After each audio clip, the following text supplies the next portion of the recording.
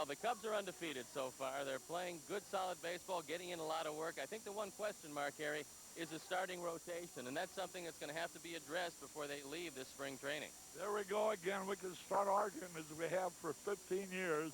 I'm worried about the hitting. You're worried about the pitching. Let's see what Josh is worried about.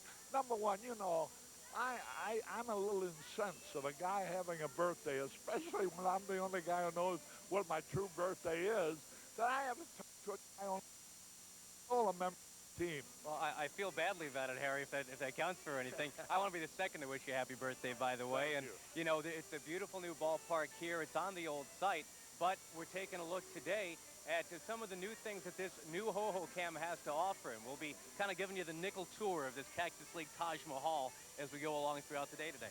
All right, we'll be back with baseball in a moment.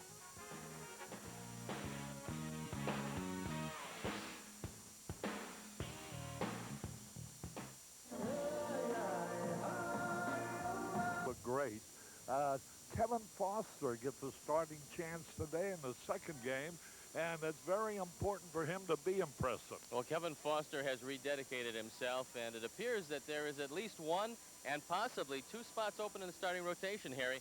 This becomes a pretty big outing for Kevin Foster. Turk Wendell looked great yesterday.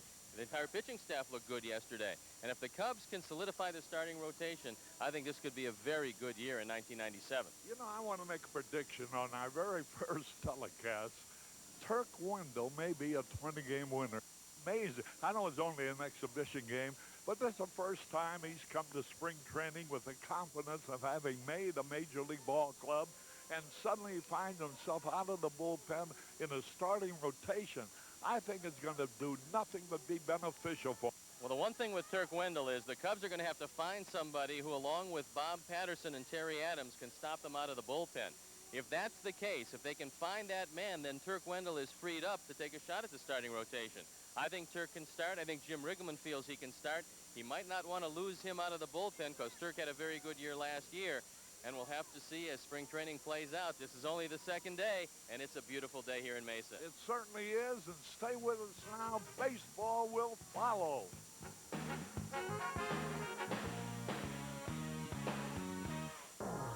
The following is a presentation of WGN Sports. There's good news for Cub fans. Sammy's back. He's healthy, and he hit a home run yesterday. And it's a beautiful day in Mesa, Arizona, as the Cubs take on the Oakland A's. Stay tuned for baseball.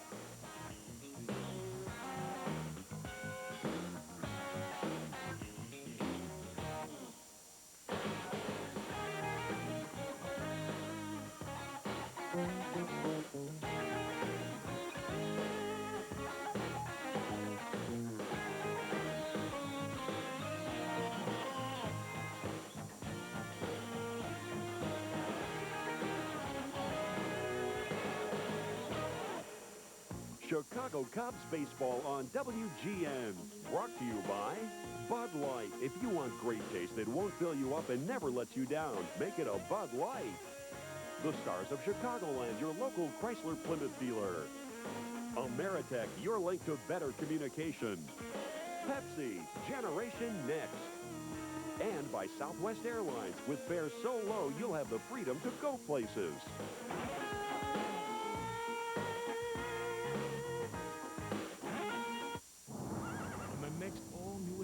Of Sinbad that everybody's looking at.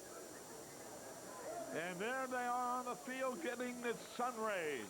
This is Harry Caray with Steve Stone and Josh Lewin, whom you'll be hearing from a little bit later. And here are the lineups for the Oakland A's. It is Tony Batista at shortstop, Scott Brosius at third, Pat Lennon, who hit 3 home runs in an exhibition game for Oakland yesterday in left field. Brian Lesher in right. Dave Magadan, you remember him with the Cubs last year at first base. Ernie Young in center. Brent Gates at second.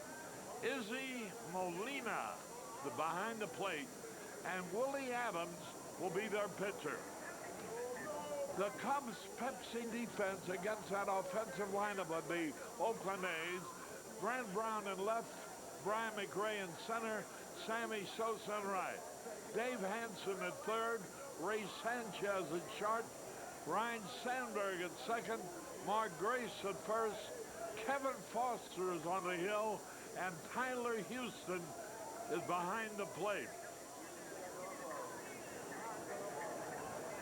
Taking a look into the Cub dugout, you see there's Valdez, who contributed a big pinch single yesterday. Brian McRae in front of him. We might look at the stands. They have a wonderful crowd. As a matter of fact, yesterday was not a pretty day. There were two other exhibition games here. Combined, they drew 3,000 people. Here, they almost drew 9,000, about 3 times more than the other two games in the Cactus League in Arizona drew. There's a look at this beautiful, beautiful ballpark. Boy, Steve, I'd love to move this plant, and with all the beautiful, nostalgic beauty of Wrigley Field, somehow get the better refinements of this ballpark and put it on Clark and Addison. Well, Harry, did you ever think that you would see an electronic scoreboard in any field that the Cubs called home? But that's exactly what you see as we take a look out over the left field wall. The electronic scoreboard, which Sammy Sosa vows to hit with a home run before this spring is over. And he hit one yesterday that would have probably hit it had it been in that direction. I saw him hit one in batting practice today that would have certainly been against that scoreboard, but it'd probably be about 475 feet. And there's a look at a very healthy, a very happy Sammy Sosa, who, Harry, I believe is in line for a huge season. It certainly is. And we might mention Ryan Sandberger had a wonderful year last year after making a comeback, missing a couple of years. Hit the first home run yesterday, and that was followed by Sammy Sosa. There's Sandberg taking the field first, and this crowd is very big. They're having trouble handling the parking because of the wetness of the ground. They don't want to allow the cars to park in the regular lot because they may sink out of sight. For the last couple of days, we had some uncharacteristic rain, but none today. The skies have cleared. It's beautiful as you look at last season for Kevin Foster. One of the few Cub pitchers with a winning record, although Kevin spent a lot of time in the minor leagues last year. And, Harry, this becomes a real big outing for Kevin because with the injury to Kevin Tapani, or let's say the condition of Kevin Tapani's hand, and he'll be flown back to Chicago tomorrow to be looked at by Dr. Nagel, a hand specialist. There's one and possibly two positions open in the starting rotation, and Kevin Foster has a bona fide shot at one of them, but he has to be impressive this spring. The umpires today are Ed Montague behind the plate, Paul Runge at first, and Jim Quick, the third umpire, and they only use 3 umpires in most of these games.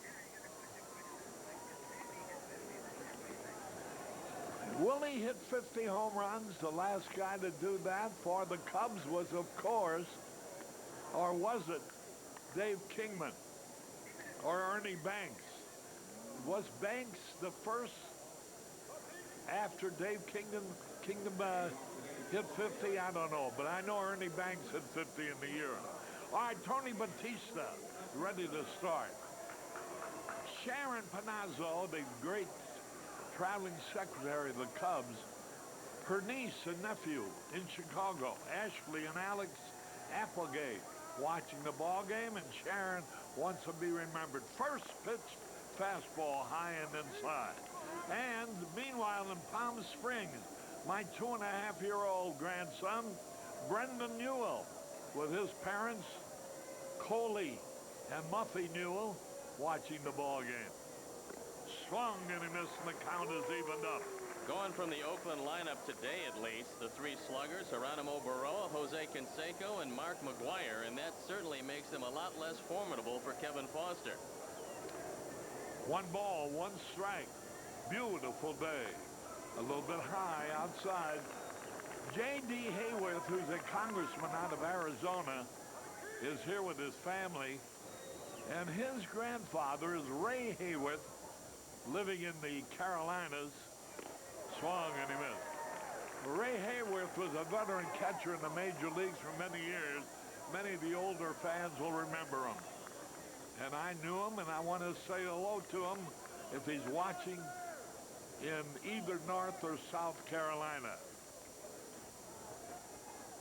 Tony Batista. 2 balls, 2 strikes. Fouls it off. Now let's take another look at the scoreboard, Arnie.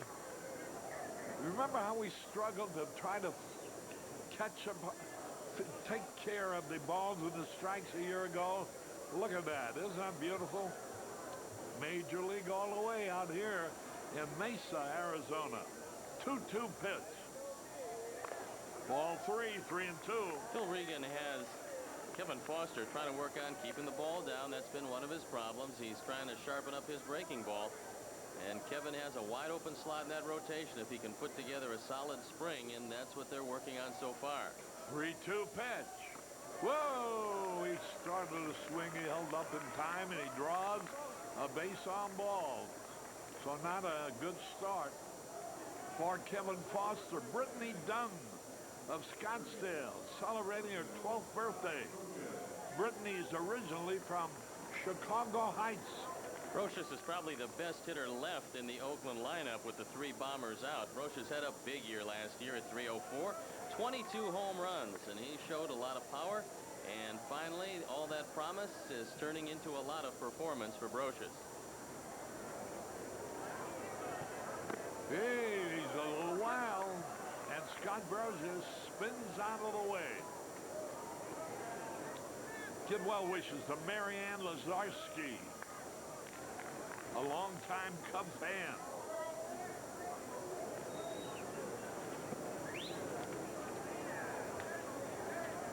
One ball, no strikes.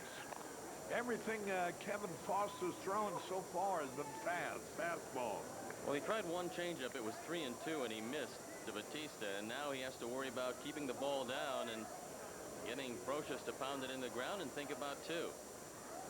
Brocious, a veteran with the A's, good ball player. The pitch, a little high, and Kevin Foster. Well, I don't know reason why Kevin would feel too much pressure. He's been around the last few years. He's a young man. Well, I think, Harry, he's got an option left, and I think he realizes the numbers game here in camp. I think that he's got to realize there is a little pressure, but you can make the pressure work for you. Yeah. If you use that adrenaline and get the ball down. You know, here's a pitch. Fouled the back. He was not thinking. 2 balls and a strike. You know, pressure is something you put on yourself.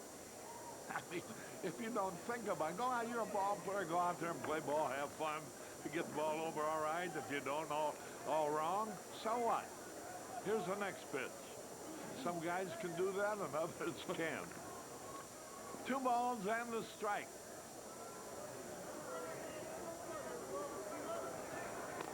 Ball 3, 3-1. Well, normally in the course of a regular season, you would see Tony Batista going in this situation. Art Howe in his 2nd year as a manager of the Athletics. You might remember Art from his days with the Houston Astros. He's a wonderful man and a pretty solid manager. Yes, he is. Let's see if he has him on the go. 3 balls and a strike. There he goes. Here it is. He fouled it back. He tried to stop the swing on what would have been ball 4, but it hit his bat and went foul. And so Kevin gets a break there. 3-2. We'll take a look at Batista, and he gets a pretty good jump. His fastball sails up, and unfortunately for the Cubs, it hits the bat of Brocious, and they'll do it again at 3-2. The long count, good lead by Batista. 3-2 pitch. There he goes. Ball 4 hits him. So actually he's hit by a pitch ball.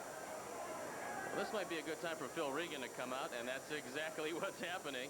Phil, on his way to the mound, he wants to settle down Kevin Foster, doesn't want him to let this one get away early. And he wants to remind him that it still is his first outing. It is spring training. You can still get most of the way out of this inning with a ground ball. And Phil is talking about trying to wipe out hitters in 3 or 4 pitches. He doesn't want his pitchers to get deep into the count, and he especially wants them to bear down on the first hitter of the inning. Well, that first hitter was walked, and now Kevin Foster finds himself in a jam. You know, I think that Arnie's got every one of those players in the dugout wired so they know what you're going to say. Because just as you started to say, Phil Regan, just as on cue, we start running out to the field. There's Art Howe, he was a third baseman as a ball player, a good hitter, and he's a good offensive team kind of manager. Runners at first and second. Here's a high fastball. Pat Lemon. Here's a guy who hit 3 homers. He wasn't even on the roster, I don't think. He's 28 years old. He's been around in the minor leagues for a long time. He was in on the pass yesterday and hit 3 home runs. Ball 1 to him. And the pitch. Swung and he missed. High fastball. Might have been a ball and not swung. Barbara Nielsen of Moline, Illinois. A very happy birthday to her. A great Cub fan. Lennon is a non-roster player, originally drafted very high by the Mariners. It didn't work out with them. That outfield is pretty well stacked, so he's trying to make a name for himself in Oakland. 1-1 pitch. Low and outside. Harry, I'd like to pass along get well wishes to a good friend of yours and mine, Stan Demery, who has cut our hair at various times. And Stan is recovering from shoulder surgery, and he's going to be okay. Boy, that's funny. I was just going to ask you about Demery because I need a haircut. Well, he's not going to be able to do it unless he can do it one-handed for a while. I have to wait till I get to Tony De La Franza. Here's a high pop fly in center field. McRae coming in. May lose it. Makes the catch. Boy, he was having trouble with the sun. But he shaded his eyes with his glove and kind of wilted a little bit, and he made the catch. 1 out. With very few clouds, it becomes very difficult to play the outfield here in Mason. Brian McRae fighting this one all the way. And despite having the shades down and the glove shielding the sun, he almost lost that ball. So you need a little help from your friends on the corners. And even the infielders are going to point and tell the outfielders where the ball is when it goes up. Frank Gurry and his wife Ginny, he's the retired commander from Aurora, Illinois, watching the ball game. 1 man out, runners at first and second. What a gorgeous day. And what a beautiful ballpark. Boy, oh boy, if your scheduled plans take you through the Phoenix area, be sure to come over to Mesa and see this ballpark. Here's a curveball, and Brian Lesher swings and fouls it off.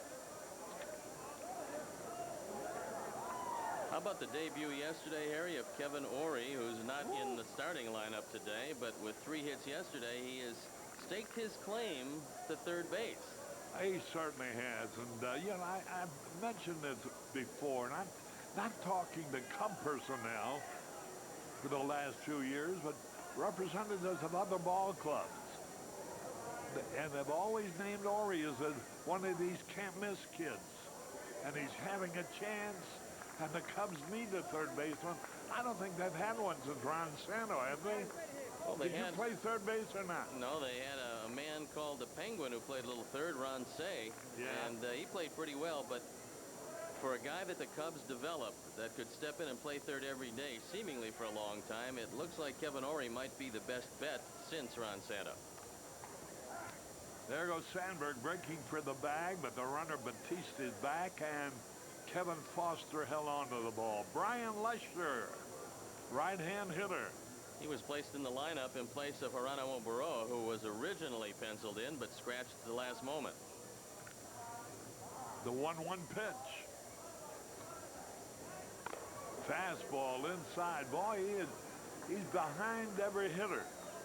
And that and really he's high on every fastball. That doesn't bode well for Kevin. He can't pitch that way. And although he's getting away with it, or might get away with it in the spring, he wouldn't be able to get away with it a little later on. So sometimes you do get a little adrenaline rush early in the game. You're psyched up. You're throwing a little bit harder than you'd like, and everything stays up high. 2 balls and the strike. Runners at first and second. 1 away to pitch. Hey, good curveball. Caught the outside corner. Good breaking ball. And the count is evened up.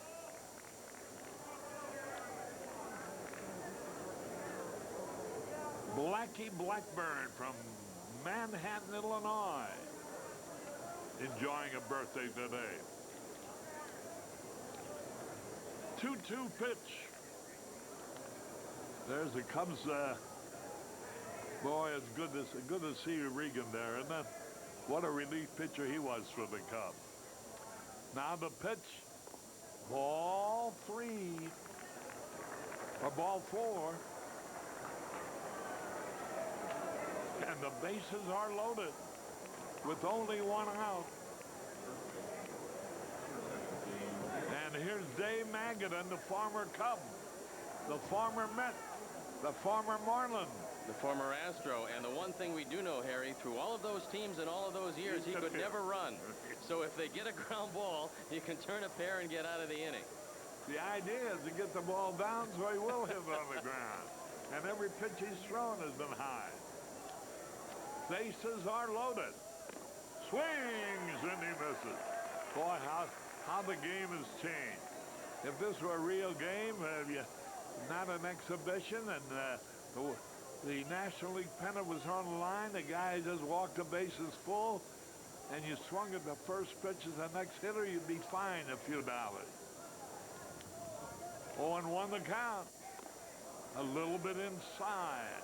But the pitch is around the knees. That's where he's trying to keep it. One thing about Magadan is he's always been a contact hitter. He's pretty tough to strike out. Odds are he's going to make some contact. And the infield certainly looking for 2 with Ray Sanchez playing up the middle. Playing the outfield, not very deep. The pitch. Ball high. 2 balls and the strike. Get well wishes to Ginny Mart at Lutheran Hospital in Des Moines. 2 balls and the strike, Dave Magadan.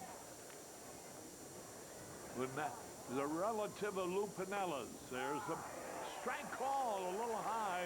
Just made the letters, I guess. And the count is even up. And Magadan, I don't believe, liked that call. Bases are loaded. Boy, oh boy.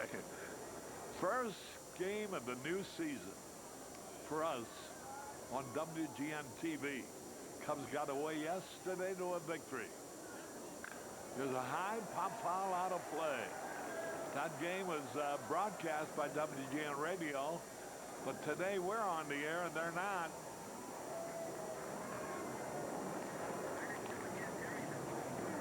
And our next telecast will be 1 week from tomorrow, on the 8th.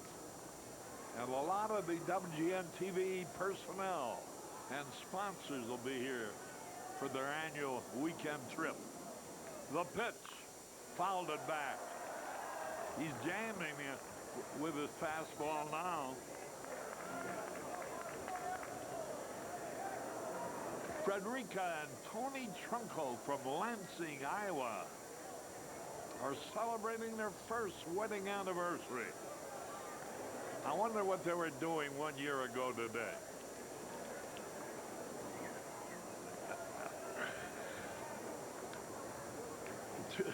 Two balls, 2 strikes. Pitch outside. Boy, we had to find a very difficult place last night. They told us it would be 15 minutes away, and Arnie Harris was doing the driving, and he finally got there 2.5 hours late. Can you believe that, Harry? From Mesa to Don and Charlie's. And he had Mandy Cohen with him. As a navigator. Yeah. 3 balls, 2 strikes. Popped it up. Boy, that helps. Sanchez calling for the ball, shaving his eyes, and he makes the catch. 2 away. Boy, this has been a long inning for Kevin Foster.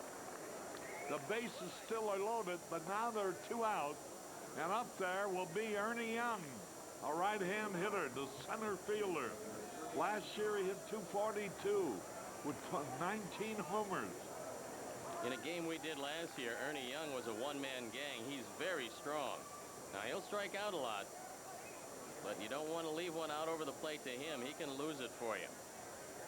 Now the pitch, strike call, good slider over the outside corner at the knee. Last year, Young fanned 118 times. What the heck with last year, strike him out now. Well, if he keeps the ball away and down, he'll get him. There's a fastball high and the count is even up. And Young, a good athlete, strongly built. Dick and Mary Kephart out of Eureka, Nevada, watching the ball game. Now the pitch, swung and he missed. And he's ahead of him now. This is about the only hitter he's been ahead of in this inning. Well, after swinging at a high fastball away, Harry, I think I'd try to go up there a little bit higher and equally as away on this pitch. I think Young over anxious early in spring training. I think you can get him to swing at a pitch high and out of the strike zone. Here it is. Little bit high and outside. He didn't miss by much. And the count is evened up now, 2-2.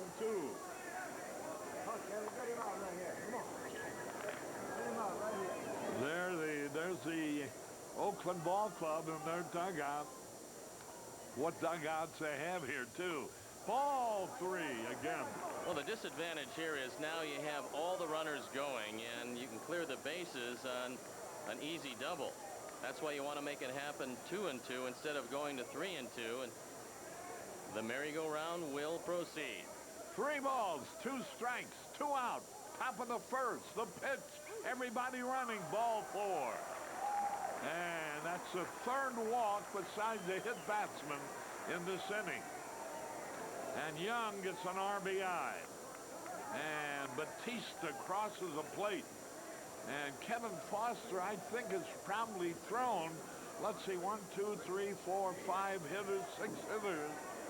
He's thrown, let's say, 6 pitches to each hitter. He's already thrown around 40 pitches. And that's why the bullpen is up and going. I don't know how long they want Kevin to go, but I'm sure it's not over 50 pitches. Here's Brent Gates now, good hitter. The second baseman, left-hand batter, you see. There you get a good look at the mound. Gates is a ping hitter. He doesn't have a whole lot of power, only hit a couple of home runs last year, but he's very difficult to strike out. So he will make some contact, and the bullpen up and going, and it's Valera. There's the strike call. 1 ball, 1 strike. 2 men are out. Bases are loaded. 1-0 Oakland.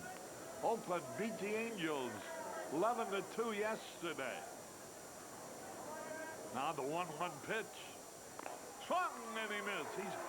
He seems to have good stuff, but he's wild.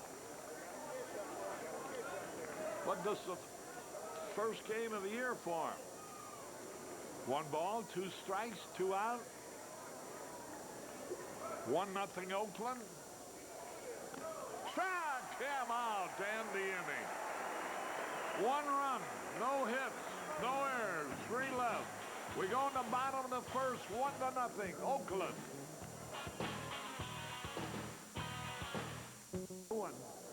Here's the Pepsi lineup for the Cubs of McGray in center, Sandberg at second, Grace at first, Sosa in right, Brent Brown in left, Dave Hansen at third, Tyler Houston catching, Sanchez playing short, and Kevin Foster, who threw 44 pitches in his very first inning, will be batting 9th. And there's the defense for the Oakland A's. Lennon, Young, and Lesher in the outfield. Sounds like a law firm. Brocious, Batista, Gates, and Magadan around the infield. Adams pitching. And Izzy Molina behind the plate. The way I figure it, Molina's dad was probably Italian, and his mother was probably Jewish. They got both nationalities in the name, Izzy Molina. And there's a look at the king-size right-hander, Willie Adams. Boy, he is big. How big? How tall is he? 6'7", 211 pounds, and that is a very large young pitcher. And there are the numbers from last year. 2 balls and the strike. Ball 3. Maybe Kevin Foster is so contaminated the mound, it would affect Willie Adams. At least it has so far. 3 balls and the strike. Swings a 3-1, fouls it off the handle. Adams had a good run at it in AAA in Edmonton last year. He was 10-4, a fine ERA of 3.78. Came up to the Athletics for 12 starts, completed one of those starts. He was 3-4, the ERA just over 4. He throws hard. 3-2. Ground ball, left field base hit. And Brian McRae opens the Cubs half of the first with a single to left. And that brings up Ryan Sandberg, who homered yesterday.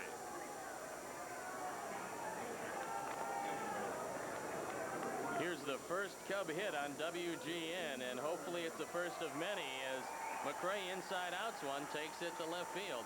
Now this infield isn't quite as hard as the old infield here. It's certainly a little softer than at Fitch Park where the team worked out, but the ball will still scoot through the infield in a hurry. Here's Sandberg. I tell you, there's a curveball strike call. To say that it's the first hit of the year on WGN TV is one thing. That's not news. But if you would have said that's the first WGN TV hit in the last game of the season, that would be a story. 0-1 the count. Sandberg. The pitch. Little tap back to the mound. The pitcher slips. He was going to throw to second. Makes the play at first. However, McRae is in scoring position. 1 away. And here's Mark Grace, who singled his first time up yesterday, causing me to say to my companion, what else is new?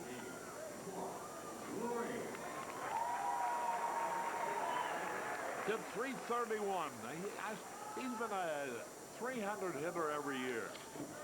9 homers, 75 RBIs. Kathy's got all those graphics.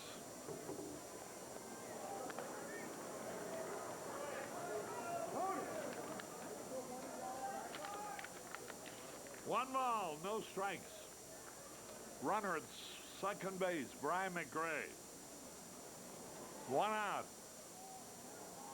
Batista jockeying. Swings and he fouls it off. Adams was called a compensation pick, and that compensation for the signing of Dave Stewart by Toronto when Stewart was a free agent from Oakland. And that's a pick following the first round. So he was the 36th pick overall in the June 1993 free agent draft. And he's trying to make a name for himself now and establish his position in the rotation for the Athletics. Now ready? Look out. There's Batista behind McRae, but the pitcher Adams does not throw. Boy, oh boy, 6'7". If he has any kind of a stride, he must be within about 55 feet of the hitter. Slow curveball. How can it be so big and throw the ball so soft? Well, he's got a pretty decent fastball, although at Not on that one. 6'7", you would think that he could get it up there with the best in the league. He doesn't throw all that overpowering, but fastball's good enough. Now the pitch, here it is. A bouncing ball to the first baseman. Maggott enhances, McRae advances to third, and here is Sammy Sosa. You know, my saying, how can a guy so big throw the ball so soft? I wanted to say also, I used to say about you, how can a guy so short throw the ball so hard? Those were in the good old days. Yeah. Tying run at third base. In the bottom of the first. The pitch. Curveball inside. Boy, it seems like we've been here a week already. And that first inning was Took a long about one. over a half hour for the first half inning. 44 pitches made by Kevin Foster. Sammy Sosa. A little bit low. Ball 2. 2 balls, no strike. Now, usually in this situation during the course of the year, if this ball stays in the ballpark, Sammy's going to be swinging. He's got the pitcher right where he wants him at 2-0. And Sammy trying to get his home run stroke grooved early. Hit one a mile yesterday. 2-0 pitch. There's a drive. Way back. Way back. Might be. Could be. Hits the scoreboard. Holy cow. How about that one? It hit the scoreboard. He said yesterday after his homer he'd hit the scoreboard before long. I think he did on that one. Let's see if we can follow it onto the scoreboard. Oh, boy. Now watch it.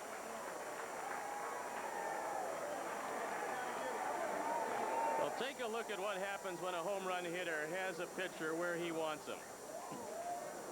Not only he knew, the left fielder didn't even move. The left fielder didn't even move. When you hit the ball that hard, there's really not much doubt except how far will it go. And that one hit the top part of the scoreboard. 2-1 in favor of the... Look at Sammy, come on. Mama's watching in the Dominican. There it is. I love you, Mama. Here's a line drive hit by Brand Brown right to the shortstop Batista to end the inning. So, 2 runs, 2 hits, no errors, nobody left. At the end of 1, the Cubs 2, the A's 1.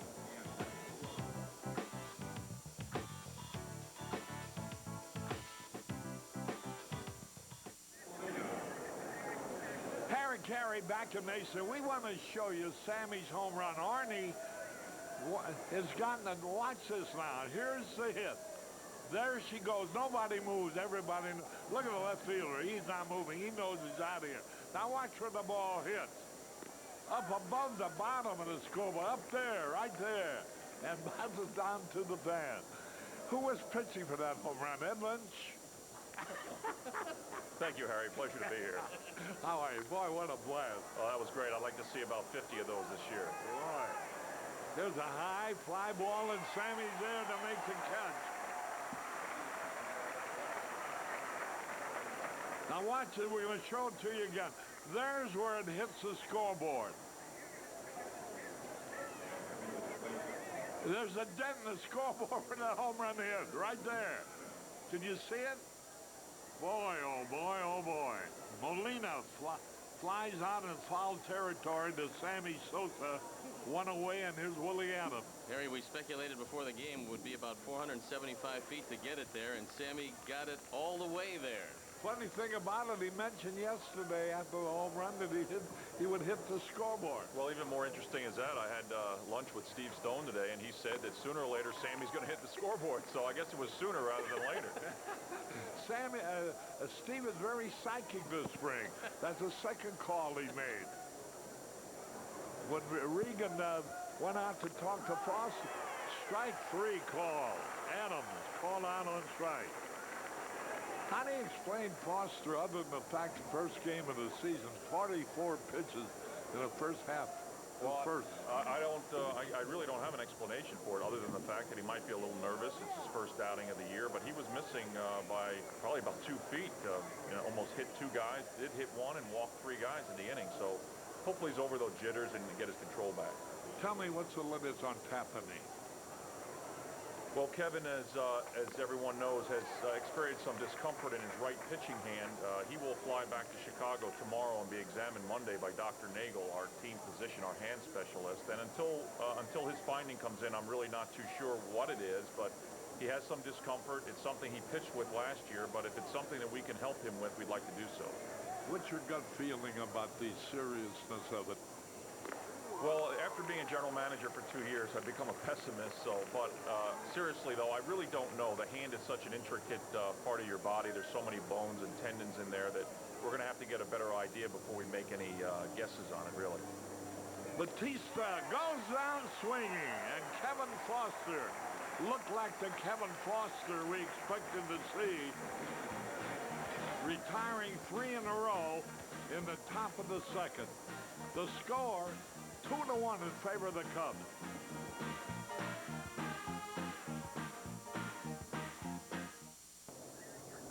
Thank you, fellas, Ozzie and Brian.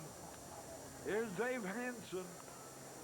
Boy, that Ori made a wonderful debut yesterday.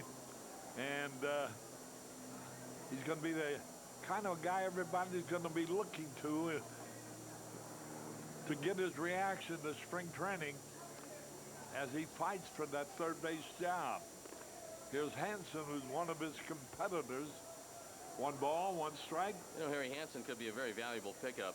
He has 58 career pinch hits for the Los Angeles Dodgers, second all-time in the Dodger organization. That's amazing at 28 years old. Only Manny Mota has more pinch hits lifetime than Dave Hansen, so you know that he can produce off the bench, and that's a very difficult role for anybody. Yeah, I should say it is. Hansen waiting. 2 balls and the strike. Long drive, center field will be caught. Ernie Young is back. 1 away.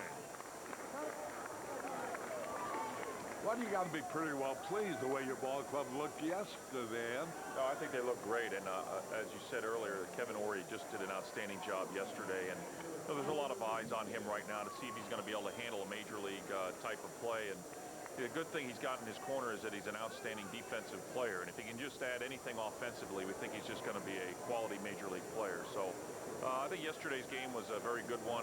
A lot of positive things happened, so we just hope we can keep it going for the spring.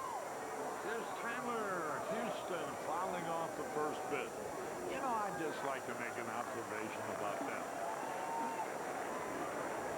Major league ball clubs have minor league systems.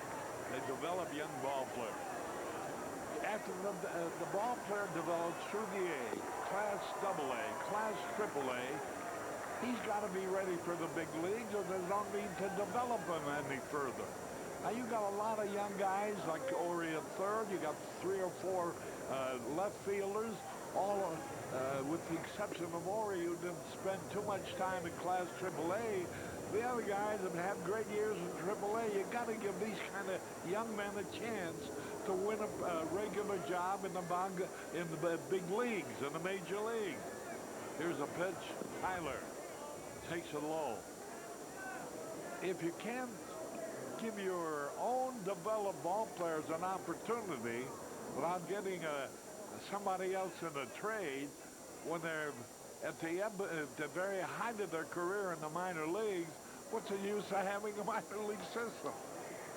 The pitch swung on, base hit. Having said that, what's your reaction? Well, I agree with you, Harry, because, you know, I think the teams like the New York Yankees last year showed that you need to incorporate young players into your lineup with, you know, their Rookie of the Year shortstop and their quality setup guy, you know, Derek Jeter and Mariano Rivera. They showed that in order to grow as an organization, you've got to give young people a chance. You cannot constantly build through trades and free agency, or sooner or later you're just going to get old all at once. That happens all.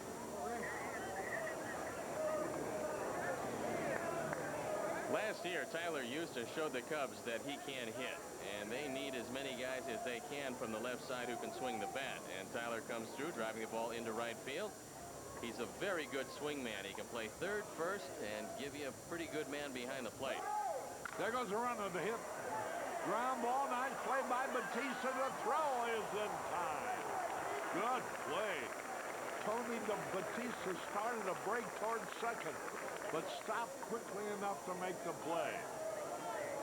Looks like Batista is going to be the opening day shortstop after hitting .309 in winter ball in the Dominican, and he shows you right here that he can plant the foot and come up firing.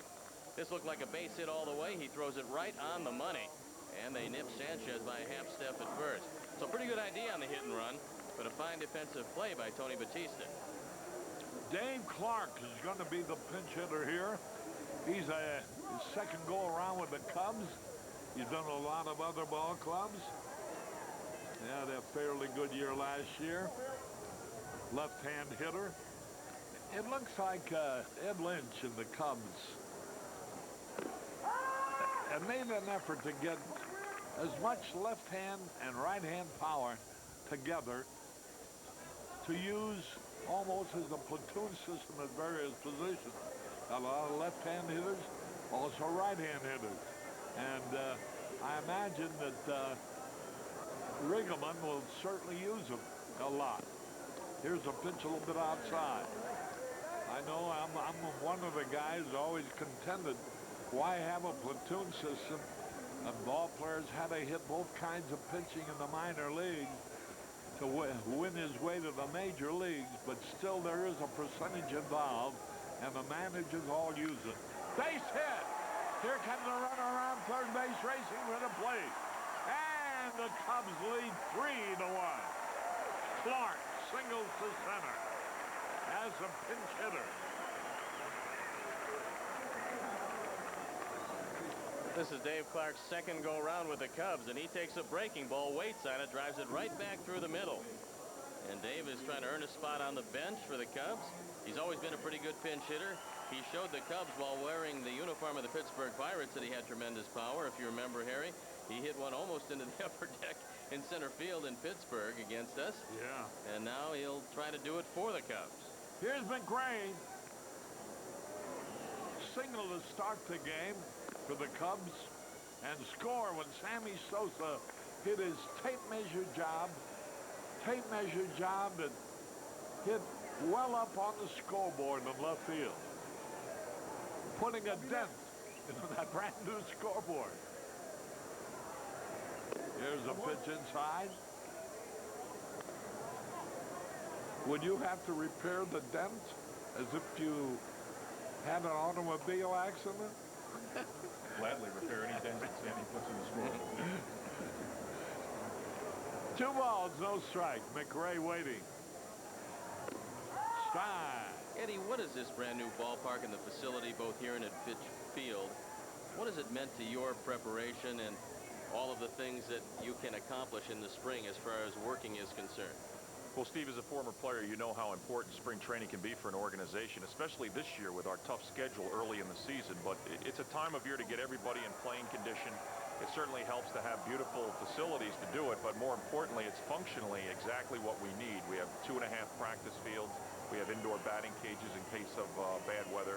So it's really an ideal situation here, and it's an even better situation down the street with Fitch Park with our minor leaguers. So it really means a lot to the organization to have this facility.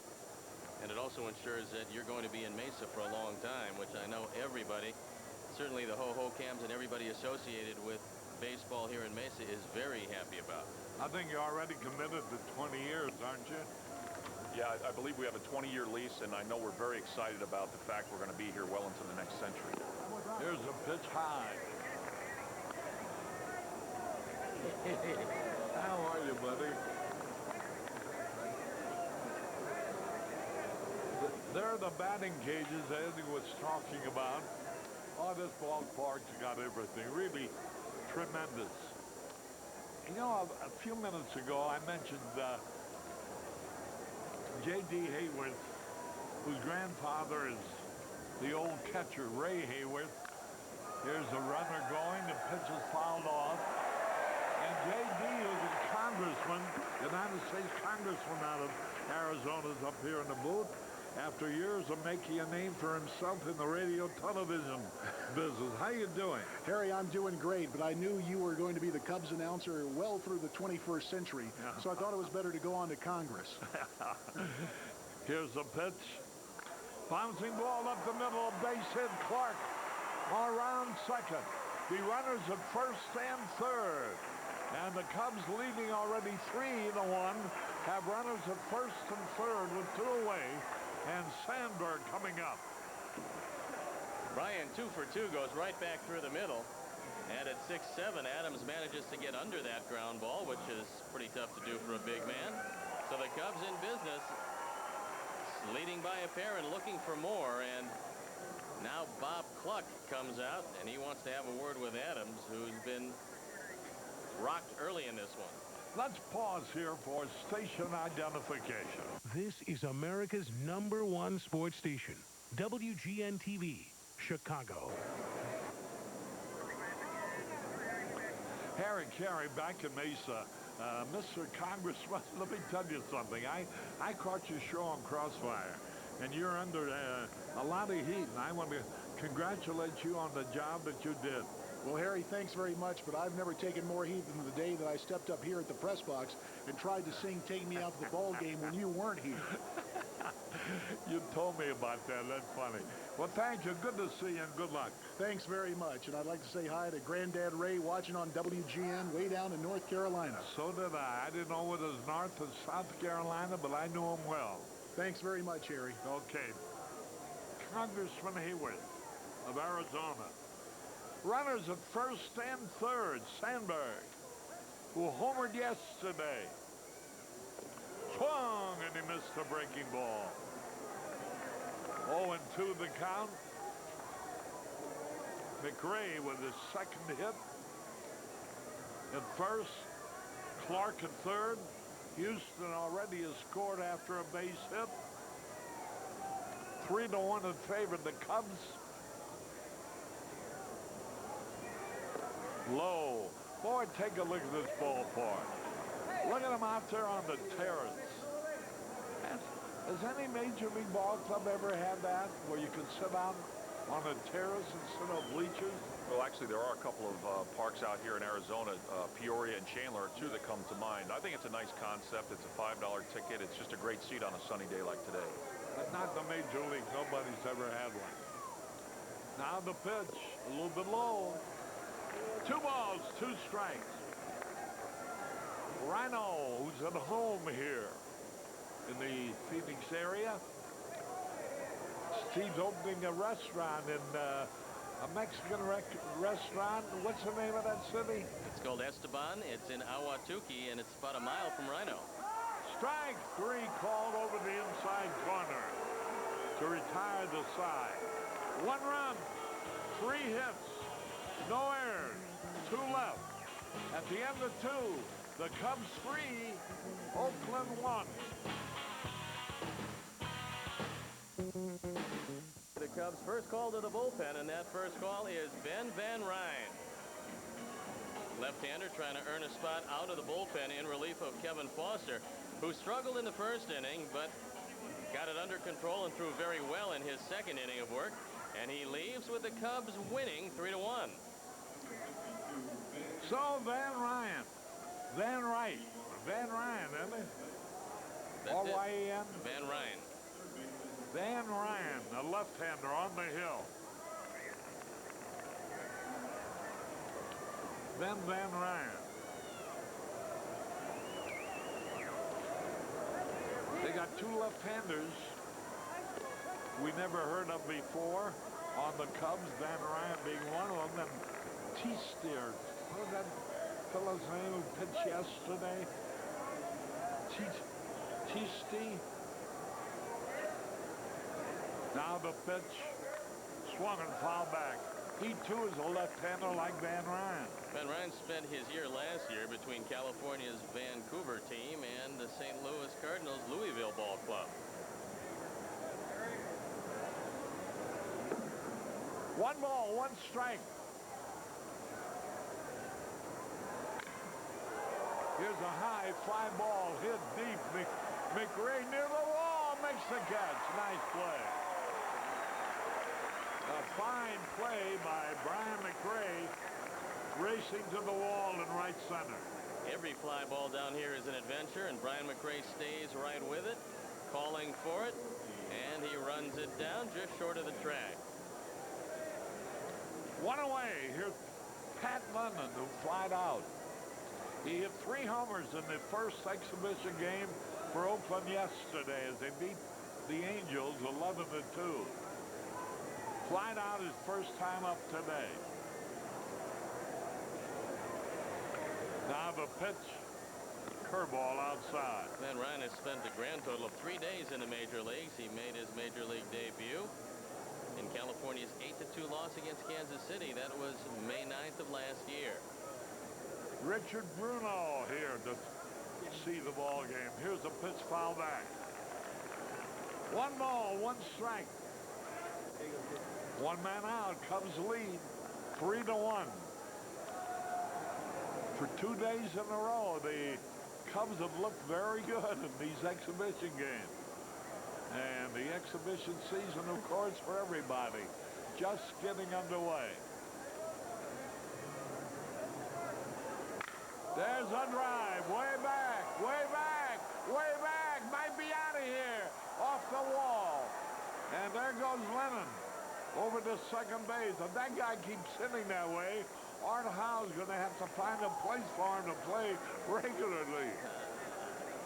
We'll take a look at where this one lands. It's 408 feet away from home plate, just missing the wall. And Patrick Lennon has his work cut out for him, because I don't know if he can supplant McGuire, Canseco, and Barroa in the middle of that lineup. But the young man is hitting everything in sight. Now, he's 28 years old. He's been around, originally being drafted by the Mariners, but early in the spring, he's making a name for himself. Yes, he is. Here's Brian Lesher. He walked his first time up. Van Ryn, a big left-hander, throws outside. He looks like about 6'3", 6'4". 1 ball, no strikes.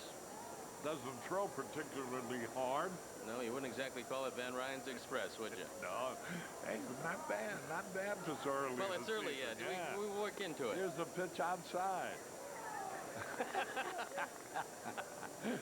All you had to do is get Frank Sinatra's name in there. That's right. I've been going over the roster since January for that. 2 balls, no strikes. 1 out, 1 on. Cubs lead 3-1.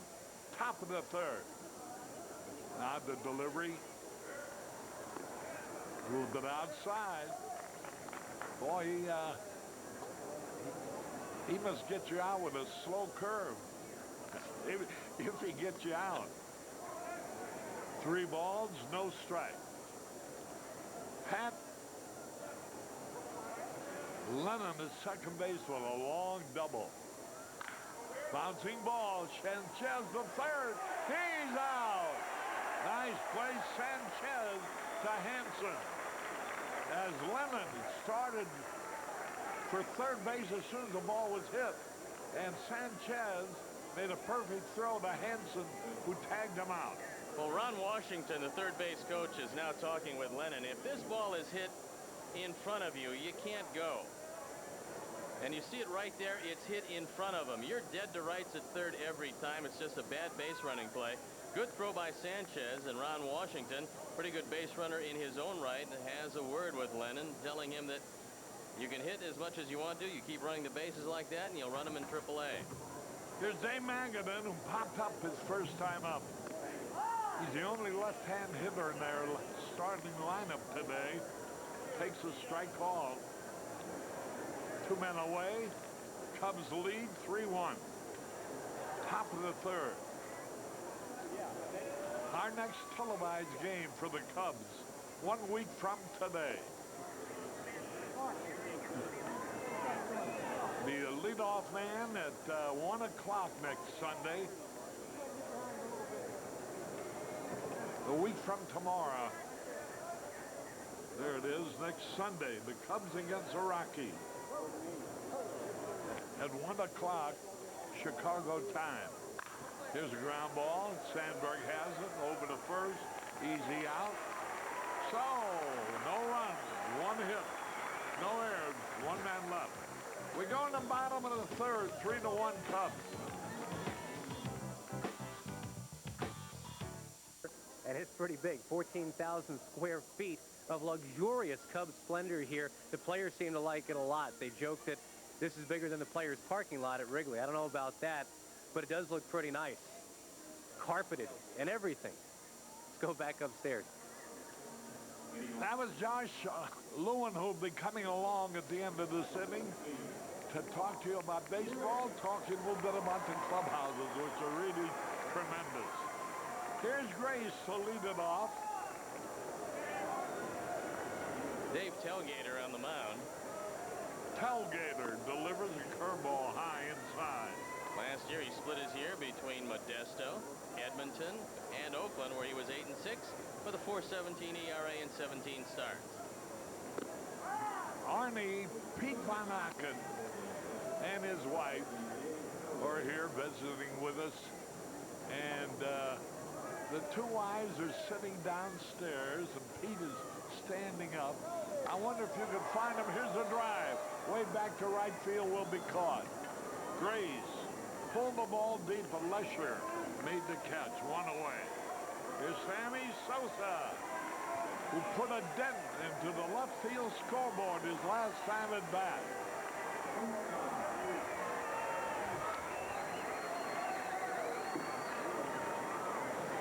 One out, nobody on. Josh Lewin will be coming along at the end of this inning. The pitch. Curveball a little bit inside. Sammy's had 2 home runs in 2 days. Both to left field. One very high on the terrace, and the other one put a dent into the scoreboard. Funny thing, yesterday he promised he'd hit the scoreboard before spring training was over, and it didn't take him long. Fouled it back. 1 ball, 2 strikes, 1 out. Nobody on. 3-1 Cubs.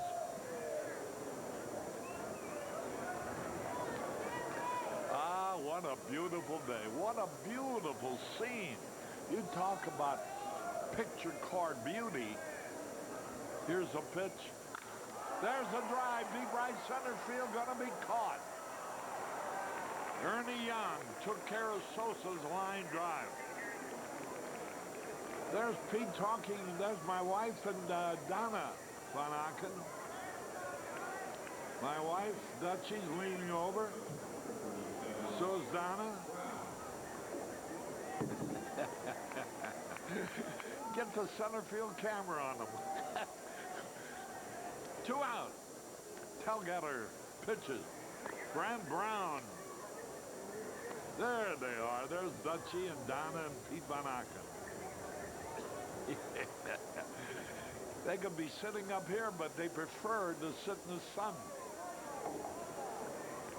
Those terrible cigars you smoked is chasing him away. I tell you, Dutchie loves everything about you, Steve, except the cigars, and that's one respect that we agree on. Here's a pitch swung on, a high drive on a changeup will be caught, and Young is under to retire the side. 1, 2, 3. The Cubs are leading 3-1. Coming up in the top of the 4th, Josh Lewin.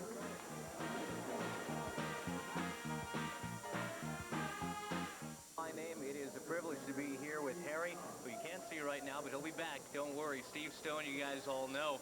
I've known Stoney for a little while. I was glad to see that you remembered how far back we went. Well, it was at a Chinese restaurant many years ago when we were doing the Little League World Series. And you were just a little person then. Of course, I was only 12 years old at that time, so it's nice to see you again. We welcome you to the broadcast for what we hope is the first of many years, Josh. Well, thanks, Steve. I thought the little person thing, was that a height reference, or was that... Because I wouldn't blame you completely if it was. This is Ernie Young at the plate. He is a Chicago native. Played at Lewis University in Romeoville, Illinois. The Cubs are coasting right now. They are leading this one at 3-1. Taking a look at Ben Van Ryn. Tall left-hander, missing here.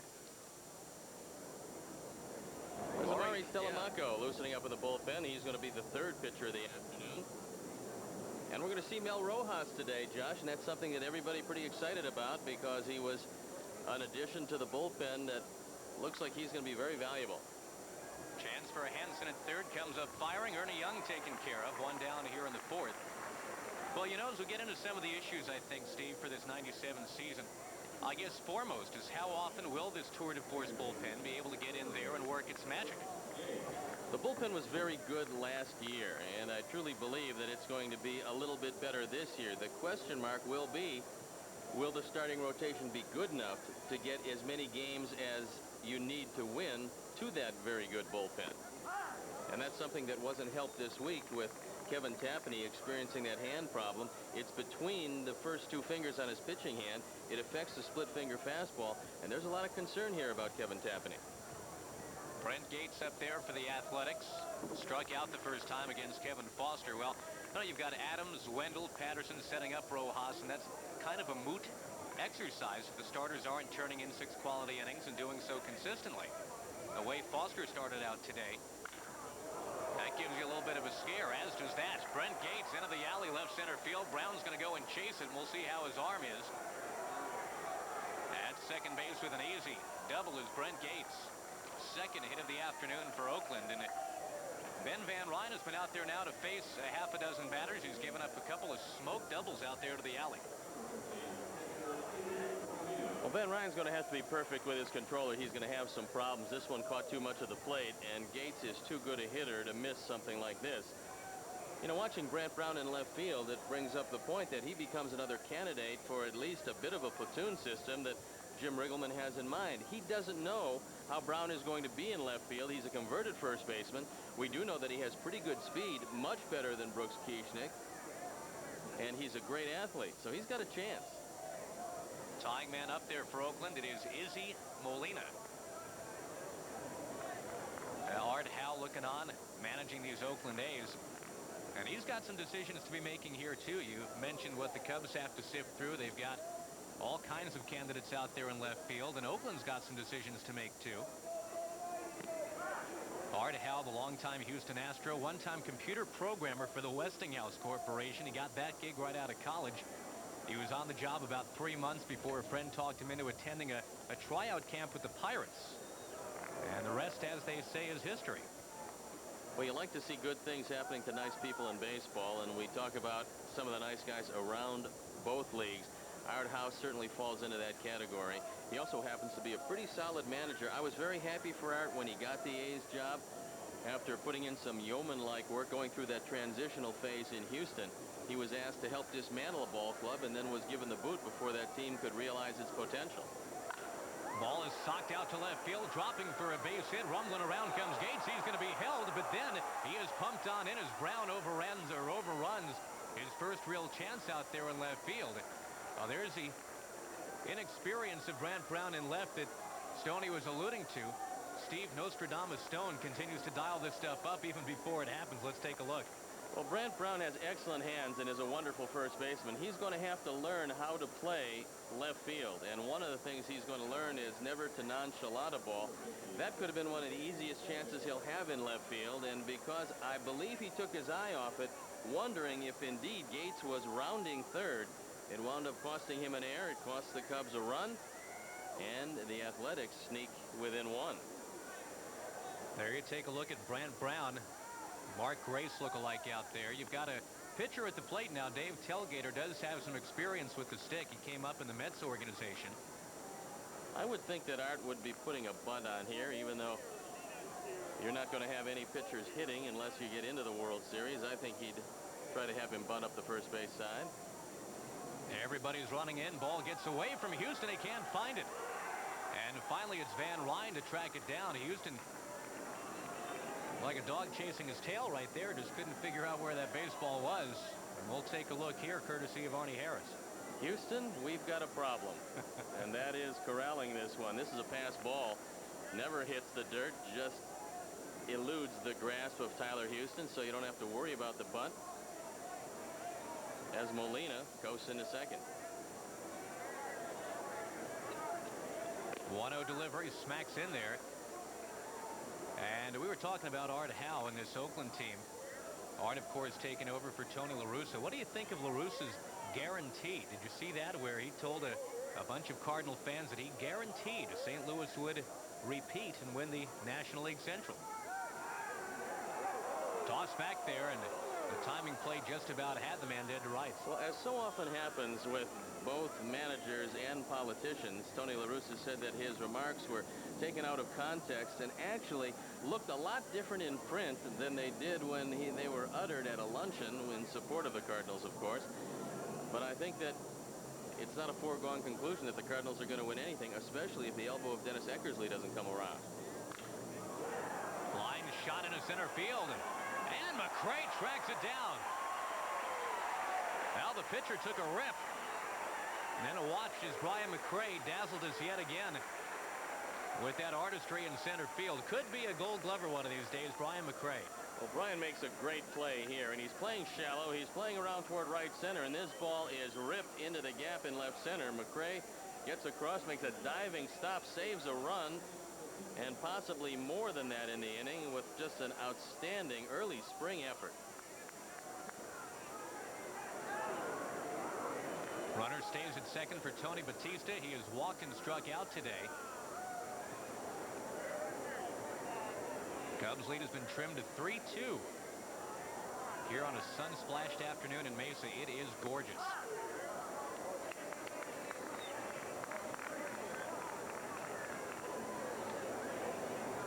There's the new ho-ho cam, and you see the picnickers out there on the berm in left field. Not a bad way to work on your tan, huh? Loop shot into right center. That's trouble. And fumbled out there by Sammy. Game's going to be tied up. Sammy unleashes that cannon in towards second base. And Oakland off Ben Van Ryn and some shoddy Cubs fielding. They are even up in this thing, 3-3. I'm not sure if they're going to charge Sammy an error on this one, but probably they should. This is a ball that he should have at least corralled and then had to worry about what Molina was going to do rounding third. Ball's hit hard, just gets away from Sammy. And it's a brand new game tied at 3. Looks like a single all the way, and Ben Van Ryn's got to face Scott Brocious. What a year he had in 1996. Actually, Brocious had been kind of the Marco Polo of this Oakland ball club. Last couple of years, he had literally batted in every spot of the order, 1 through 9. He also played every position last year except for pitcher and catcher.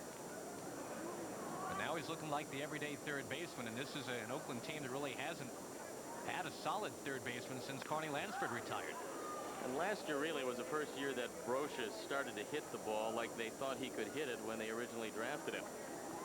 He hit 22 home runs. He drove in runs in the 70s, and I guess it's pretty tough if you're moving around the diamond to get consistency, but last year they anchored him at third and he responded with the bat. And I think if you're Art Howe, you have to be pretty happy with the addition of Jose Canseco to go with Mark McGuire and Geronimo Baroa, realizing that you're going to have a whole lot of offense in Oakland and wondering if you can put together a good enough pitching staff to make that offense hold up. One on, a couple out here for the A's. Nice pitch from Ben Van Ryn. Remember in the mid-70s, Oakland had the dynasty going. They were called the Swingin' A's.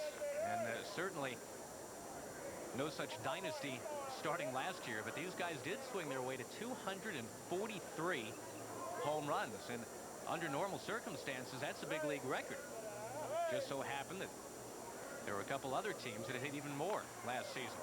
Off the end of the bat, Sandberg drifting makes a fantastic play. Rhino backpedaling. He was positioned very well to begin with, and the Cubs sneak away, but not before the ball game gets tied. We're 3-3 as we get ready for the bottom of the fourth here in Mesa.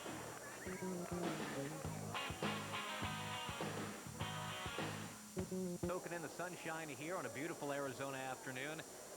Ho-ho cam never looked so good. You know, a lot of times when they try to do something new, they try to upgrade the original. It doesn't quite work out. Meatballs 2 springs to mind, but I think they've done, this is just a fantastic place.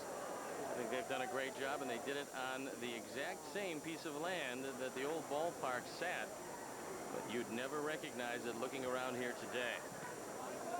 Dave Hansen in there at third base today instead of Kevin Ory. Hansen from Long Beach, California, but he has family in Chicago. He was telling us his dad's side of the family grew up back in Chicago. Dave Telgater is the man who's doing the pitching right now for Oakland. They started with Willie Adams. He went 2.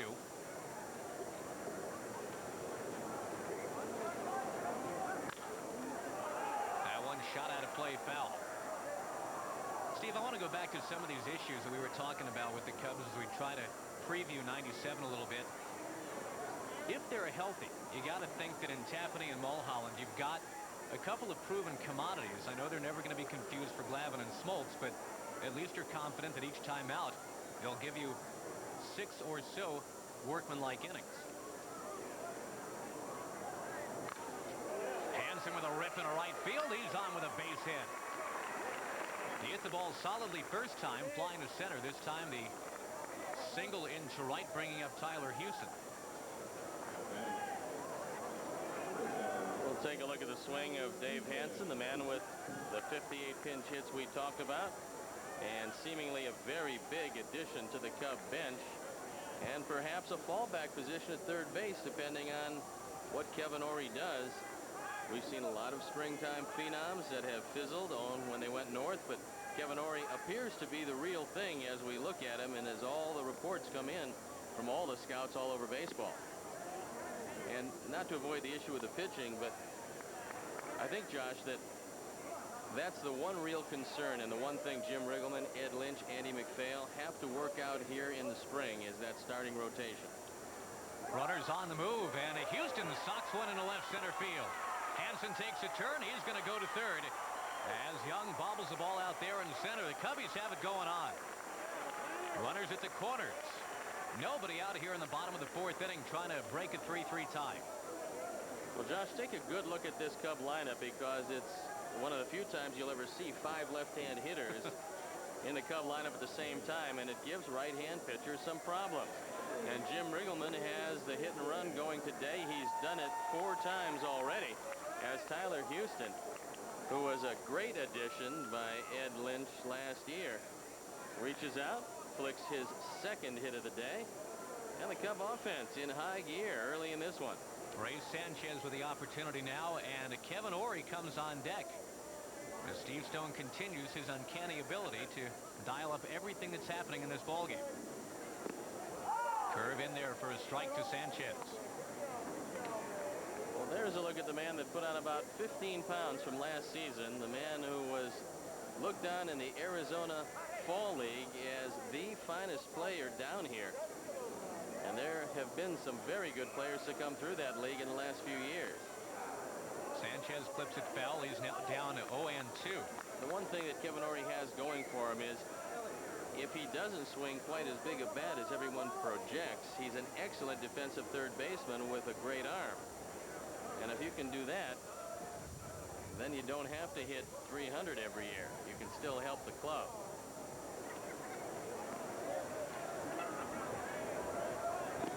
Nice stop by Izzy Molina, shifting to his right. Count balloons to 1-2. You take a look at Izzy Molina trying to help Dave Telgater get through this minefield here that he's created for himself in the fourth.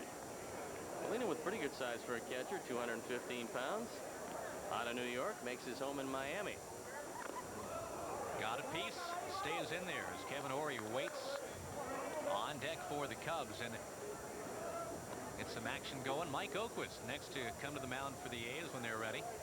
Pretty big shoes to fill behind the plate for Oakland. Terry Steinbach, such a good receiver for so many years and gave them so much offense. But he'll give them no more as he's moved on to Minnesota. Mike Bordick gone to Baltimore. That's a lot of what they had to offer the A's. Sanchez reaches out and touches one right back to Telgater's coming home. And it'll be a 2-on, 1-out situation now as they cut down to Hansen trying to tiptoe in. We'll take a look right here. Maybe during the course of the year you try to run the catcher over. In spring training in the second game you give yourself up rather easily. Now some people will say to stay out of the big inning, go for 2 in this situation, but Telgater going to his left probably figured he's not going to be able to get the double play, and he knows he's got Hansen hung out to dry, so he cuts him down at the plate. Well, here he is, Kevin Ory. What a debut performance yesterday. A couple singles, a walk, and a hard double. And everybody well aware of the whole next Ron Santo label that's been slapped on Ory's pinstripes here. But if the Cubs have learned anything these last 20 years, it's don't call anyone the next Ron Santo. The Cubs did that to Gary Scott. And it turned out he wasn't even the next Pat Tabler. And it really killed his confidence. He's a wonderful young guy, Gary Scott. But the expectations were so high for him, just made it impossible. Well, right now the Cubs would settle for the next Luis Salazar and put up the kind of numbers Louis put up for the Cubs.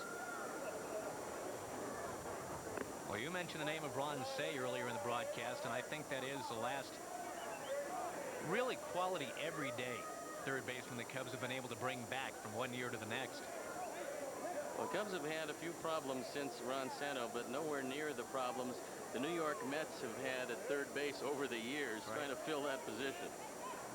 2-0 the count to Kevin Ory in a 3-3 game. Uses that good eye. Goes ahead of tailgater 3-0. Brian McCray on deck. Now, you got to give Kevin Ory the 3-0 green light here. I know he's a youngster, but you just want to see what he can do in all different situations. That's what spring training is all about. I'm not saying he's going to swing, but if he gets his pitch, I would think that Jim Riggleman would say to the youngster, go ahead, take a good rip if you get something you like.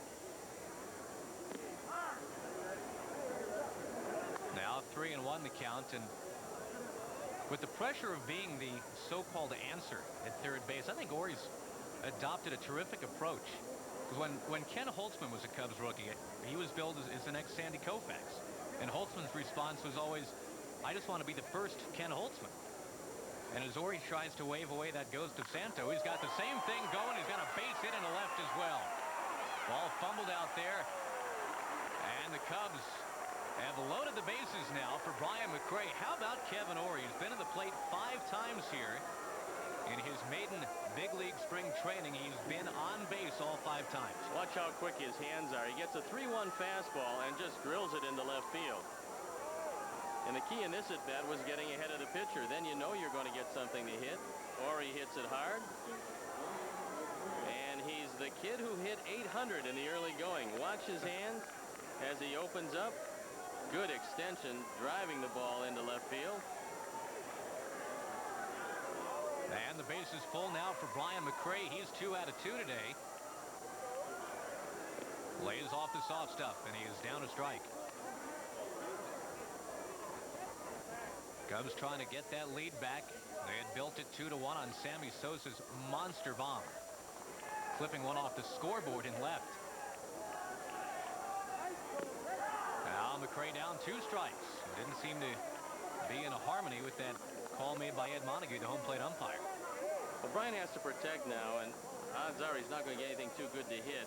And on a ground ball in the infield, Kevin Ory is going to have to go in hard at second base, try to break up 2. Molina again smothers one that got away from Dave Tailgater.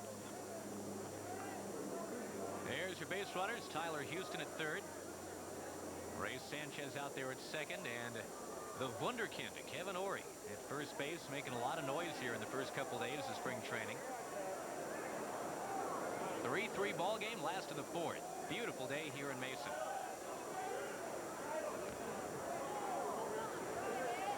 Now Dave Tailgater in, and he gets McCray. Thing about Tailgater, even going back to his time in the Mets organization, the one thing they always liked about him was his equanimity. He was able to pitch out of tough spots. He's done that here in spring training, at least so far. Well, this looked like a pretty good split finger. It tails away from McCray. He just actually throws it right by him. And Brian can make contact. A very good pitch. Well, that is just half the battle for Mr. Tailgater. Here is Ryne Sandberg, who scorched a home run yesterday. Looks at that breaking pitch in for a strike. Ryne Sandberg will probably go to the Hall of Fame as one of the great mistake hitters in the history of the game. And if you leave one middle of the plate in, anything straight, he's going to hit it awfully hard. And that's one of the reasons why Tailgater started him off with a good curveball. Comes back with it. And Rhino down on the count, 2 strikes.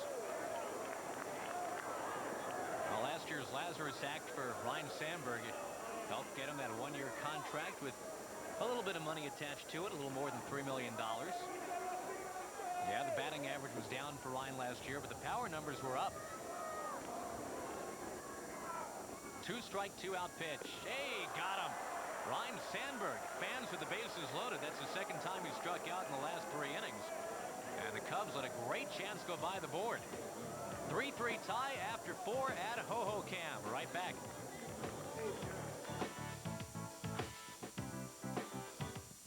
Going to see something happening here at the new hitting cages here at Hohokam. Indoor, kind of, at least a little carport up above here. So you can come inside from the elements. Don't need the sunscreen in here. Guys are pretty active really during the game, before the game, all during the day. Tony Muser works with these guys. And if the Cubs are going to hit this year, this is where it's going to start.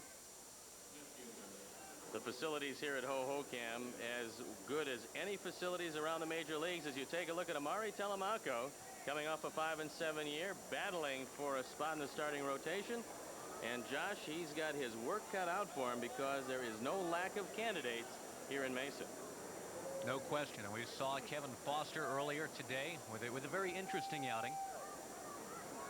44-pitch first inning, followed by a 9-pitch second inning. Now Telemaco going after the 3-4-5 part of the Oakland order, beginning with Patrick Lennon, who's been huge in the first couple days of spring training.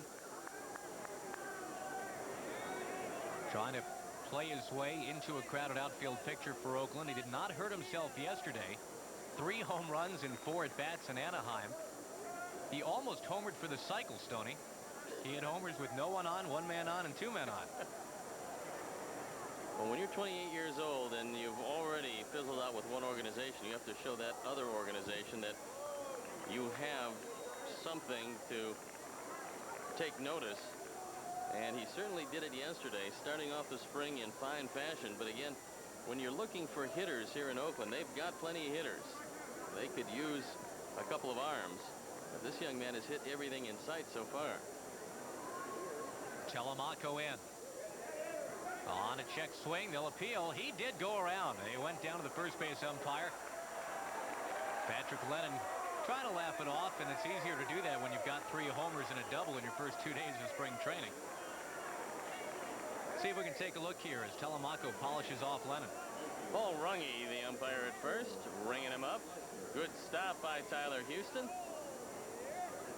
And it's a nice breaking ball down in the dirt. Good pitch to throw when you're ahead of the hitter. And we'll watch the reaction of Patrick Lennon. I didn't do it. Not me. Nope. You must have the wrong guy. Must be some other 6'4" right-hand hitter.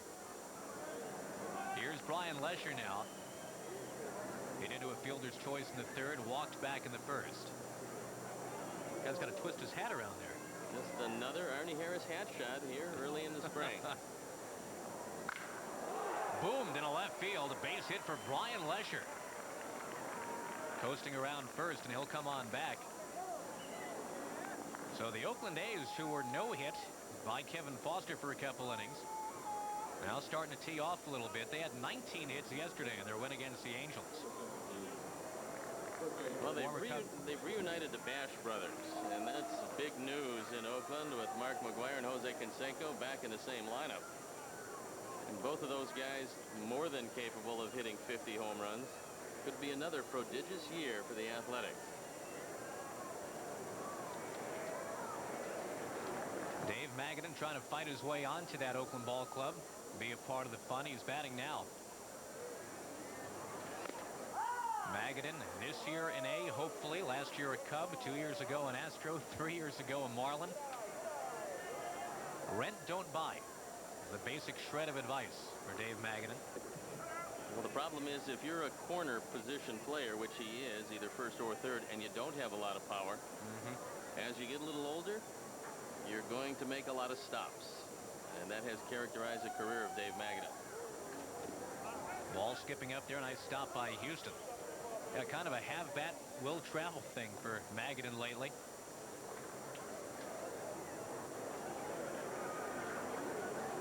But just about 50 hits shy of 1,000 for his big league career. Dave could always hit. His problem was driving in the runs that you have to drive in if you're going to play a corner position. And as we've talked about, he doesn't run very well, so a ground ball probably turns into a double play if Telemaco can induce the ground ball.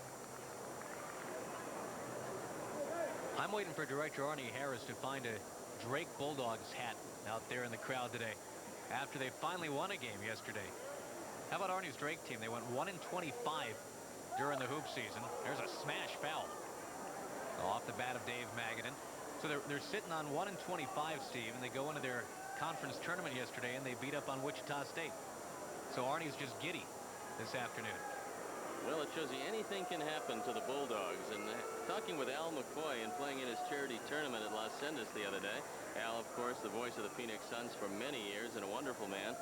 Also a man who attended Drake. Al tells me that he was a freshman when Arnie Harris was a senior there. So they ran into one another. That was 19-what? I'm not sure exactly. But it certainly was early.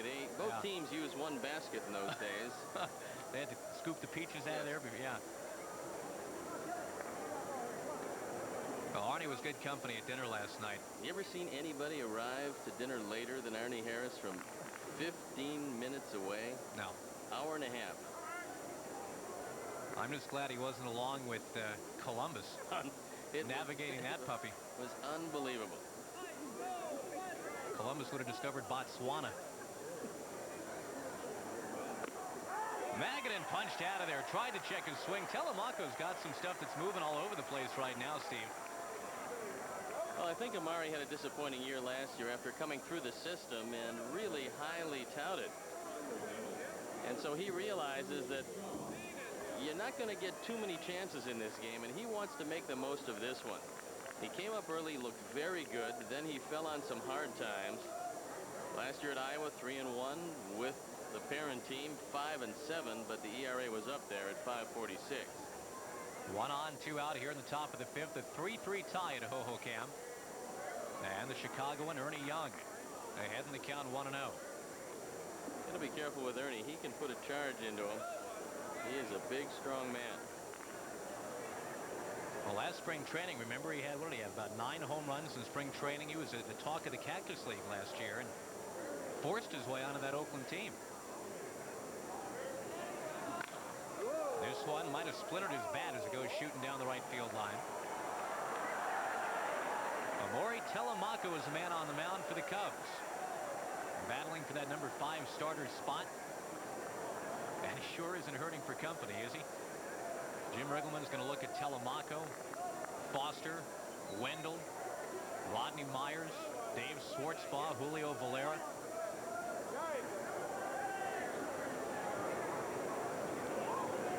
Lesher, the lead from first. And a foul ball back. And actually, there is some talk, if there is anything at all that will keep Kevin Tapani out of the early season rotation, that Jim Riggleman would entertain the idea of going with just 4 starters, because after the first 6 games, the Cubs then have 3 off days in the next 8, and you can really work around a 4-man rotation early, and that might take some of the pressure off trying to find 2 more starters than you already have. Telemaco is 1-2, and he popped him up.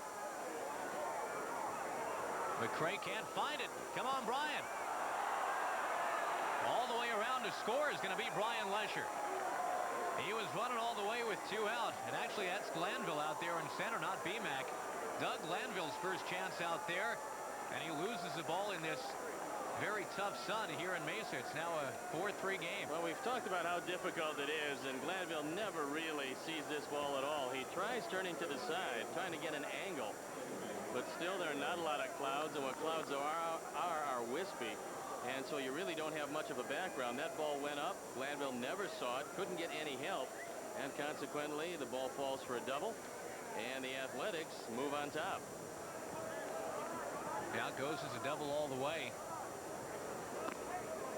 And for Telemaco, maybe one of the things that we'll find out about him right here is how he bounces back from that kind of a tough situation. I think a lot of times last year he'd kind of beat up on himself if something went wrong out there behind him. Well, granted, it's only the 2nd day of exhibition play, but Telemaco knows he's fighting for a job here. We'll take a look around, and you can see some wispy clouds. It's a beautiful day here, but very difficult. Every fly ball has been somewhat of an adventure. Ball pounded foul by Brent Gates. You know, Josh, there's a big difference in spring training, how you go about it, depending on where you are in your career or on a specific ball club. And guys like Traxel and Tapani, when he's healthy, and to a certain extent Castillo, these guys are coming in and relaxing and trying to get their work in and getting themselves in shape for opening day. Telemaco, Foster, Schwartzbaugh, Wendell, these guys really don't have that type of luxury. Now, Wendell knows he's going to make this team either in the bullpen or perhaps starting rotation, but he would like to be a starter, and yesterday he looked brilliant in his 2 innings of work. Not bad for an hour and a half notice, too. A little check swing. And we stay at a ball, 2 strikes. Well, Yeah. I think that's the benefit of being basically a reliever in your own mind, is that when it became apparent that Tapney wasn't going to be able to go, it was no surprise to Turk, who just went to the mound, did his job as if he was slated to start for the previous week. Well, plus the idea of a starting pitcher in a spring training game this early is kind of whimsical anyway. Everybody goes 2 innings. Whether you're going the first 2 or second 2 or third 2 is just kind of circumstantial sometimes. Tyler Houston out there doing the catching for the Cubs today. Scott Service was out there yesterday. But Telemaco's coming in on these lefties pretty effectively. I'd like to send along best wishes to Kathleen Fitzpatrick, who I'm sure is looking on today, big Cub fan, hoping that yesterday's game was no illusion and that the Cubbies can go on and contend in the National League Central. Oh, he talked about some of the questions with the pitching staff, and you ask yourself which Steve Traxel's going to show up, which Frank Castillo's going to show up. 2-2, bends him back. Traxel, I mean, do you get the 1996 All-Star model, or do you get the 7 and 13 model in '95? And likewise, do the Cubs get the '95 version of Castillo when his ERA was 3.2, or do they get stuck with last year's 7 and 16 5.2 edition? The payoff is driven foul down that right field line. Well, those questions are difficult, Josh, for the simple reason that you're dealing with young pitchers in both instances. And if you're talking about a guy that's had 4 or 5 consistent years, you can pretty much take it to the bank what he's going to do for you. But with both Traxel and to a certain extent Castillo, you don't really know what's going to happen until we get into this championship season. Sammy was making a few friends, throwing away a souvenir. Boy, he takes a Braves fan favorite to new heights, doesn't he, out of here? All he's got to do is hit him 475 feet. And that's what he usually does. Here's the payoff again. That didn't miss by much, but miss it did. And Telemaco's got to continue to try to work his way out here. Izzy Molina coming up. And there's the brand new pitching coach of the Cubs, Phil Regan. Very familiar to all of you Chicago Cub fans. The Vulture in his playing days. Haunted the bullpen of the Cubs for many years. Very familiar to you, Josh, because he was the manager of the Baltimore Orioles for a year. And he, too, is a wonderful man, and he'll do a good job with the Cubs pitching staff. He was in a tough situation there in Baltimore as well, walking into a veteran clubhouse in the middle of the strike. Remember, the Orioles didn't use replacement players, so he really was not around anybody until a couple weeks before the season started. Telemaco's slider is down and away. You know, for Regan, among his many pluses, I think, Steve, is that he's fluent in Spanish. And that really helped him connect with a guy like Jose Mesa in Cleveland. Maybe it'll help him with Amori Telemaco, some of the young Latin pitchers that the Cubs have. The 2-0. Dances away. 3 balls and no strikes. Well, I know one of the things that Phil Regan has already done with his pitching staff is he's got them running more than I've ever seen them run before. They would warm up, get their legs loosened up, and then run for 1 3/4 miles and race on a daily basis. Turk Wendell winning most of those, by the way. Taken all the way. Molina looks at a strike. It's 3-1. Pitcher's spot is due up next for Oakland, and it looks like they've got their top prospect, Ben Grieve, on deck. Tom Grieve, former general manager of the Texas Rangers, the father of Ben Grieve. He was the 2nd pick in the nation in 1994. This is a highly touted young man. Well, the man who just tugged that pitch into his glove, Tyler Houston, also a former number 2 pick in the nation. So it will be 2 former number 2 overall picks in the vicinity of the batter's box now. But of more immediate concern to Phil Regan is what's up with Amori Telemaco. Well, they consider Ben Grieve their number 2 prospect in the organization behind Miguel Tejeda. Grieve, a pretty big man at 6'4", 200 pounds. Next Cubs telecast here on WGN. Got the Rockies here at Hohokam next Sunday. That's a week from tomorrow. 2 o'clock in the afternoon, Chicago time. We hope you'll join us. I'm just so pumped to be here today. My first Cubs spring training. I'm here on Harry's birthday. This is your first spring training in Arizona. Yeah. You had spring training in Florida. And it's a little different down here. It's beautiful today, although you've seen a couple of very rainy days the last couple of days.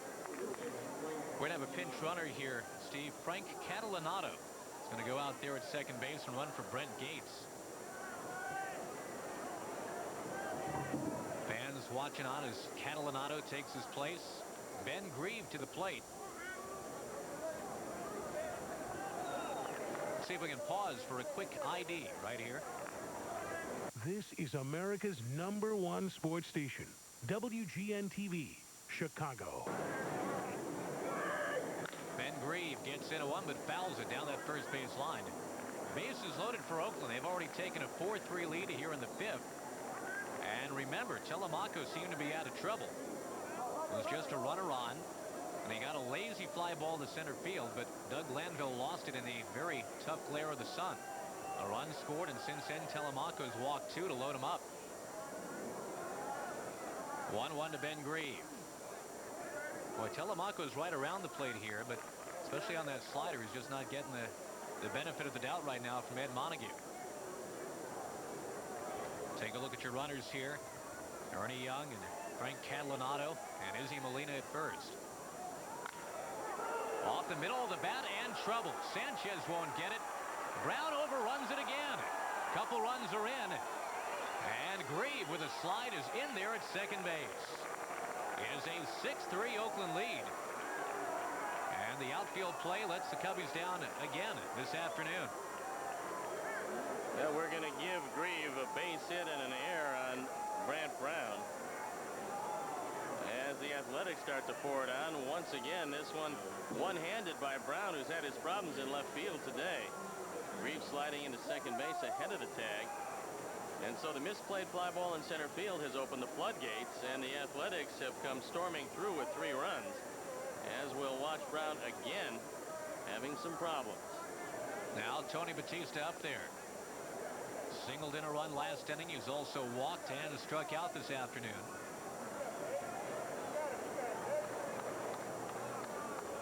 I'm not doing so good here, Steve. I got us down 5. Well, it's early yet. Hang in there. And it was 3-1 Cubs when Haray stepped out. Now 6-3 Oakland. Well, just like the players, we have to get our work here early in the spring. And so the more pitches you get, the more base hits you get to call, and hopefully a few more will be on the Cubs side of the ledger. I want to call a strikeout. And Telemaco's getting us there. 2 strikes with 2 on and 2 out. And things getting away a little bit from the Cubs. Bob Patterson is loosening now in the Chicago bullpen. And it looks like Miguel Batista as well, the right-hander. Runners away from second and third. And a check swing this time. Telemaco's going to have to keep on battling. Amore Telemaco broke in with Pete Vanaken's team in Peoria back in '93. He was wearing number 27 back then in honor of fellow Dominicans Juan Marichal and Jose Rijo.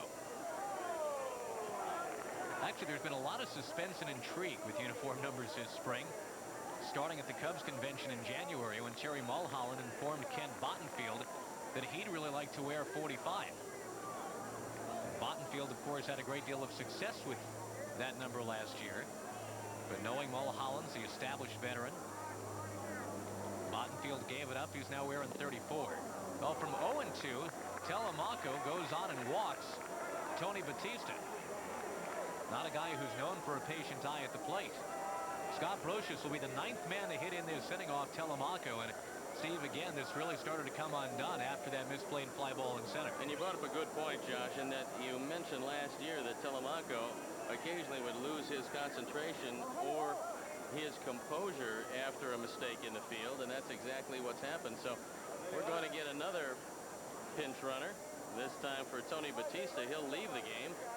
And good old number 64 is coming into pinch run. That would be, of course, Jose Espada. I mean, natural. That's taken for granted. Yeah. Bases full of A's again. Now Brocious, who hit .304 last season.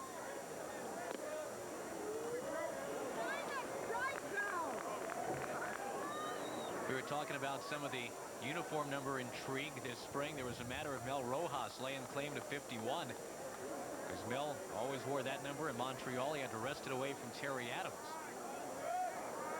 The 1-0. And Telemaco falls behind again. Well, I wonder if Michael Jordan would have come and played with the Cubs if Rhino would have given up 23. Any problems with your number 32 when you were playing? No. I had so many different numbers, playing for so many different teams, that eventually I wound up with 32. But what happened was Joe Kerrigan, who is now a great pitching coach in the major leagues, had to be let go by Baltimore before I could get 32 with them. Well, good for Joe. Thanks, Joe. Appreciate that. Pop fly foul, and there's a second strike in this sequence. 2-2 the count with the bases loaded, 2 out. The A's in front 6-3. That was Koufax's number 32. That it was.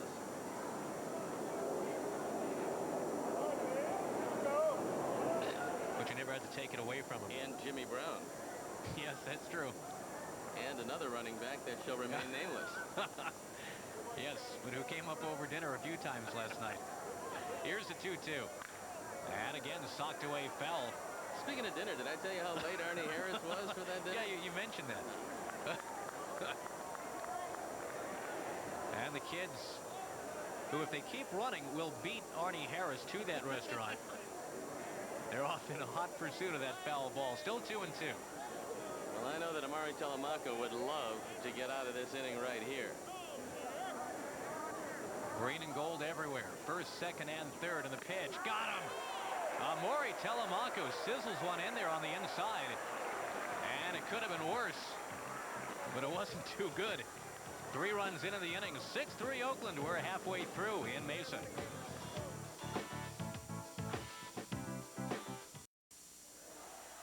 On today's Discover card, payback playback. Last season, the Cubs opened with a bang, winning in the bottom of the 10th inning on a single by Mark Grace.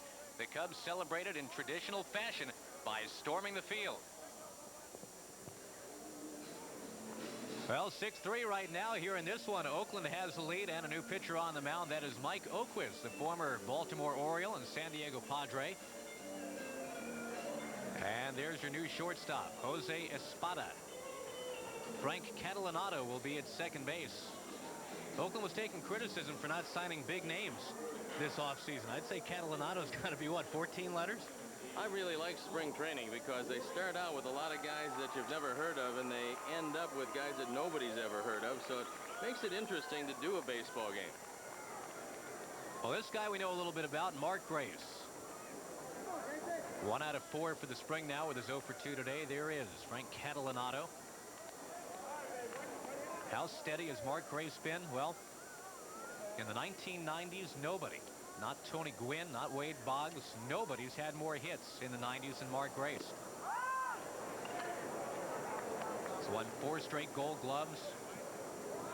Best year ever for batting average last year, .331.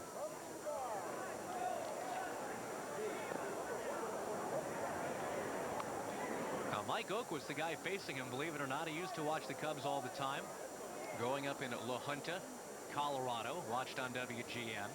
Just as Mark Grace was coming up. And Oquist, who also was a pretty good batsman in a high school and then on to college, really liked the way Mark Grace played ball. Here he is facing him. Slider, split finger pitch, a lot of breaking stuff that Oquist will show you. He had a pretty good run at it at AAA at Las Vegas last year at 9-4. His ERA under 3. And under 3-point ERA at Las Vegas is a miracle, folks. Opposite field, a foul ball off the bat of Mark Grace. We played some exhibitions there, and I've got to tell you, that park is as lively as any in baseball. And his ERA in the 280s. So he was fairly highly thought of, but not enough to crack that San Diego staff, and here he is with the Athletics. You saw Jim Riggleman. He used to manage in Las Vegas. As Grace gets on to open up the bottom of the 5th, Sammy Sosa's coming up. Maybe we'll mention Las Vegas right now because he almost hit a ball to Vegas back in the 1st inning. He hit an absolute bomb. We'll get a pinch runner at first here for Grace, by the way. Jose Hernandez going in to run. There's Jose. Grace's day is done. Sosa coming up against Oquist. Now a little bat magic here from Sammy. Gets the Cubs back to within a run. Opposite field this time, and he twists it away. Foul. Jim Riggleman was talking before the game about Sammy when he would go into a periodic dry spell, and he told Sammy, if you hit the ball to right field, seemingly the next game or two they'll come inside and you can hit the ball out of the ballpark and left. So this year, if we see Sammy struggling at all in the power department, look for him to go to right field a little more, and then the pitchers will start coming in where he wants it. Molina tried to tug it back in the strike zone, but Ed Montague said no. That's a ball and a strike. And Sammy Sosa, back from the hand injury that shot down his run at 50 homers this past season. Also, of course, made the phrase pisiform bone part of our vocabulary for the first time. That was a part of the hand that Sosa broke last August. He says he's completely healthy, and boy, I tell you, the way he's been swinging so far, you got to believe him. He comes into spring training right around 212 pounds every year of just solid muscle, and then loses a few pounds as the season goes along. Got under this one and sprays it out there in the right center. Ernie Young makes a catch, and back goes Hernandez to first. More Cubs baseball on WGN a week from tomorrow, Sunday the 9th. Cubs and the Rockies. Cubs are in Tempe tomorrow. They'll take on the Anaheim Angels, formerly known as the California Angels, but in the grand Disneyfication of that franchise, they are the Anaheim Angels now.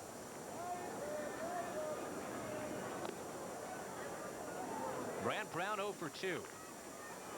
He's lined to short. He was fly to right.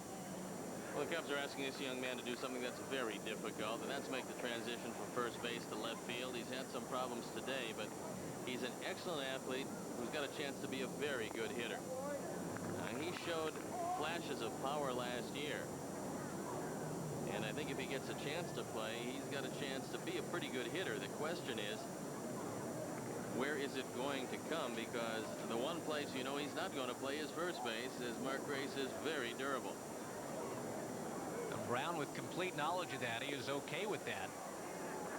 He had a great quote in the offseason. He said, you don't have to be a rocket scientist to figure this out. When you see Mark Grace sign a 3-year contract, it's time to put away your first baseman's glove. And he was going to work on his outfield play in winter ball this offseason, but a broken index finger kind of changed those plans. Oquist deals it right in there. 3 balls and a strike now the count. 1 on, 1 out. 6-3 ball game. Oakland has come from behind here. They were down 3-1 after 3. It's been a really long game. That guy was clean shaven when we started. Hot smash gathered in by Catalanato. He thought about going to his new shortstop partner, Espada, but instead goes to the proven Magadan. Cub fans, purchase your tickets today for the 1997 Chicago Cubs baseball season. Individual game tickets are on sale now. From opening day to the premiere of interleague play, experience the excitement and tradition of Chicago baseball at Wrigley Field.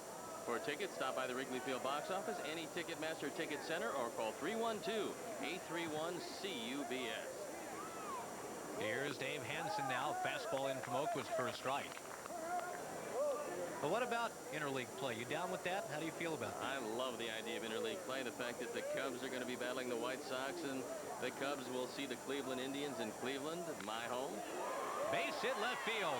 Hansen has not driven home the run. They're going to hold Hernandez at third. And as the ball was cut off, you've got about 10,000 third base coaches here in the stands in Mesa that thought that maybe Dan Radisson should have waved Hernandez on in. But hey, you're down 3 runs right now.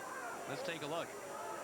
Well, this is a pretty good decision at third because the ball's hit hard. Lennon is right there, and Hernandez doesn't have great speed. Throw comes in, and even though it is bobbled, it's better not to run yourself out of the inning with Tyler Houston, who's 2 for 2, standing in.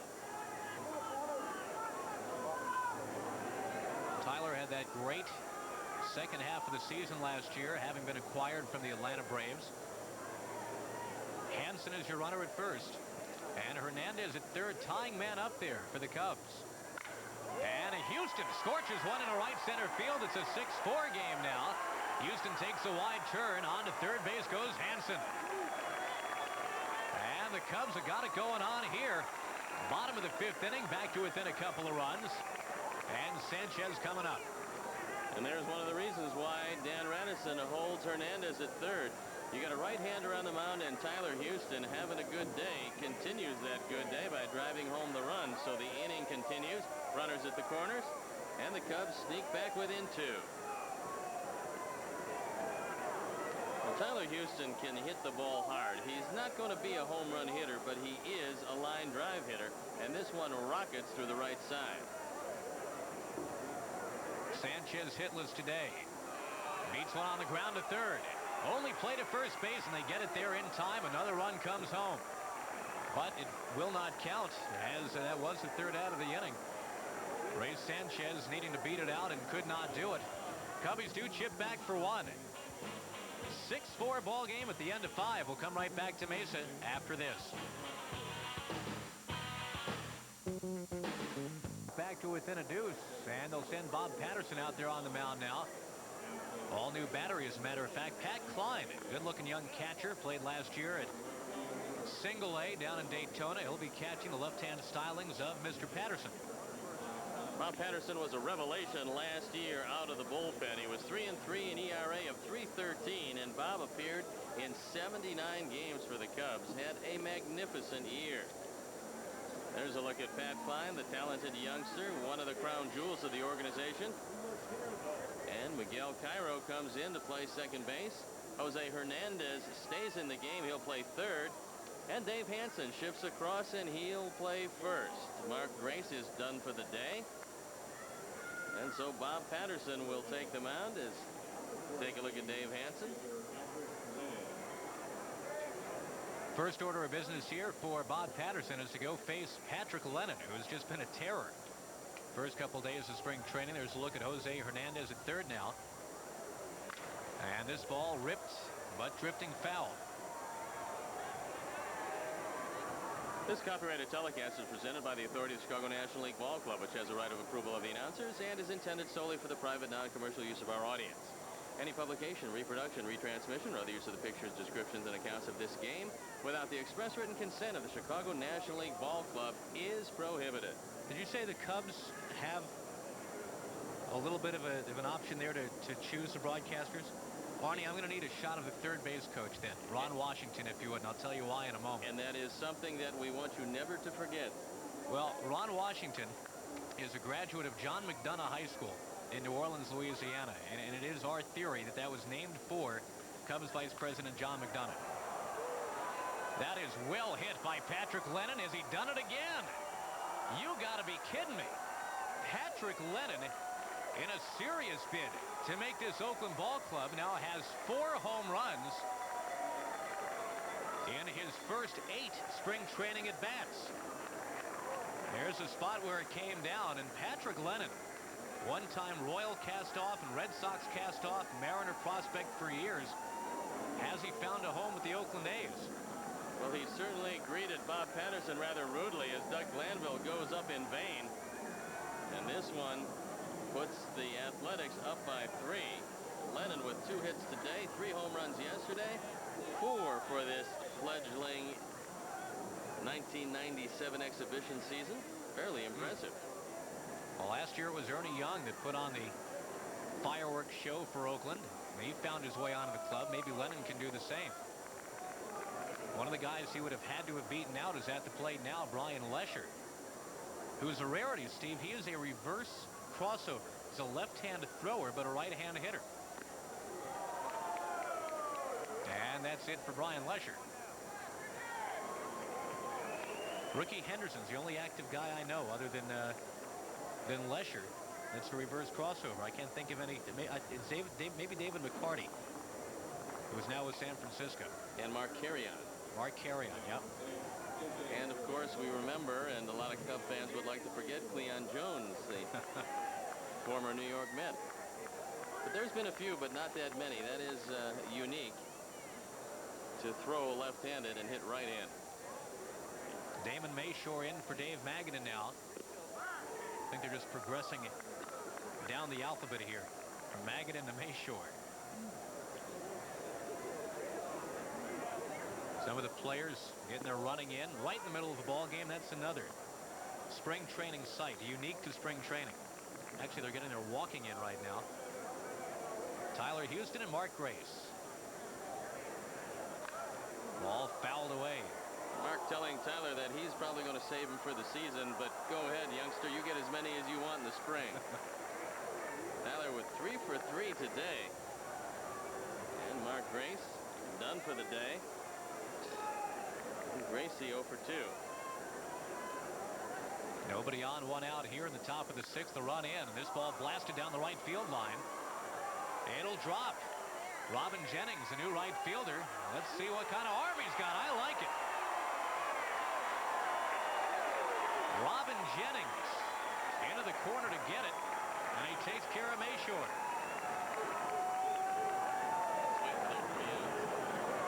This one sliding into right field, and what a play by Robin Jennings. He's one of those youngsters bidding for a job, and he knows he's got his work cut out for him. Here's a bullet of a throw. Mayshore knows he is dead to rights. This is a strike. And he is out by plenty. Or as Harry would occasionally say, from here to Gary, Indiana.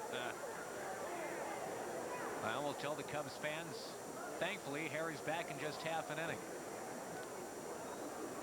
Let's see, how am I doing here? Down 6-1 in the middle 3. Got to get it back to Harry. It gets better. Don't worry, you'll have a much better Colorado when the Cubs will certainly pour it on the middle 3. Is that a guarantee? Like Tony La Russa. Like Tony? Right. Into the hole and smothered by Hernandez. Gets up and has his man. Great pick over there at first by Hansen. The erstwhile third baseman. Looking a lot like Gracie over there at first. Vacuumed it up. And the Cubs will hit in the bottom of the 6th. They are trailing. The score is 7-4 here at Hohokam on this gorgeous Saturday afternoon. Field where normally you would see bleachers, I suppose. They're doing things a little bit differently here at the new Hohokam. This is called the berm, a grassy area, grassy knoll, whatever you want to say. But we do know this, on a nice day, you can spread out a blanket here, you can have some lunch, you can definitely work on your tan, that much I know. Back to you guys. Well, the Cubs have their work cut out for them. They're 3 runs down. Mike Oquist still on the mound. And Creighton Gubanich behind the plate. Dealing to Robin Jennings here as the Cubs try to get back from down 3. I like how quickly they got back from the berm. I think you did a great job. Huffing and puffing.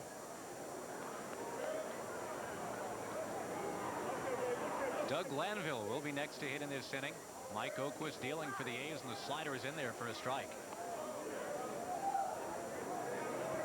Robin Jennings with really a great all-around game. All those left field prospects, everything's kind of cloudy right now, but Jennings emerging as a guy. What? Somebody just fell out trying to chase down that foul ball. Fell right over the tarp. We talk about Robin Jennings and this left field derby they have going on. And certainly he's in the mix. But you wouldn't call him an odds-on favorite at this point. You've got guys like Kieschnick.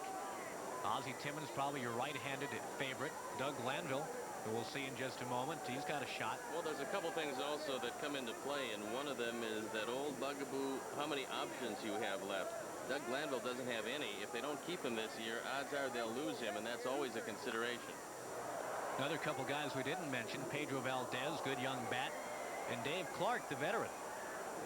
Now, it's unlikely that Clark would be looked at as a starter, but certainly that uses up one slot. Even if you're going to carry 6 outfielders instead of 5, the veteran uses up one spot. That's a little bit less room to wiggle for these young guys. And down goes Robin Jennings. Mike Oquist with that nasty slider. And We'll go back to the top of the order now for Doug Glanville. Folks, you can experience Cubs baseball from the finest seats in the park. Rent a Wrigley Field mezzanine suite and make an impression on your clients and your guests in the luxury, the comfort, and privacy that only a Cubs suite can provide. Suites are available every game this season and can accommodate groups of 15 to 55. So to reserve your mezzanine suite today or for more information, just call 773-404-Cubs. Glanville quickly behind in the count, 2 strikes. Looking at Mike Oquist. Cubs had a 3-1 lead in this one. Glanville beating it on the ground to short, right underneath Espada. Ball just never came up for the young shortstop. That was going to be a very tough play for him. Even if he comes up with it, it's going to be bang bang at first base, and we'll have to see how they score it. Glanville with great speed. He gets down the line as well as anybody from the right side. This ball just flattened out. Espada expected the hop. He didn't get it, and it goes into left field. He's 6, and the first Oakland error of the day. Tying man moves on deck, but for now, here's our first look at Miguel Cairo. Runners on the move, and Cairo slaps at it. Tough play for Catalanato, and he gets it over there. Cairo is out, 2 down in the inning. Miguel Cairo came over from Toronto this offseason in a trade for pitching prospect Jason Stevenson. This has really been a wonderful franchise in Oakland since 1968. They've had 10 American League West championships, 6 American League pennants, and 4 world champions. So the Oakland Athletics, or the Oakland A's as they were known for a while, pretty good franchise for the people in the Bay Area. Now we look at the A's and the Cubs today, and you're reminded that they played in the World Series back in 1929. Of course, the A's were at a Philly at that point, but that was the year the Cubs had Charlie Grimm and Kai Kyler and Rogers Hornsby. It's also the year they gave up that 10-run 7th inning in Game 4 of the World Series. Here's Jose Hernandez with Pat Klein now on deck. Get a good shot there, get up close in the spring training.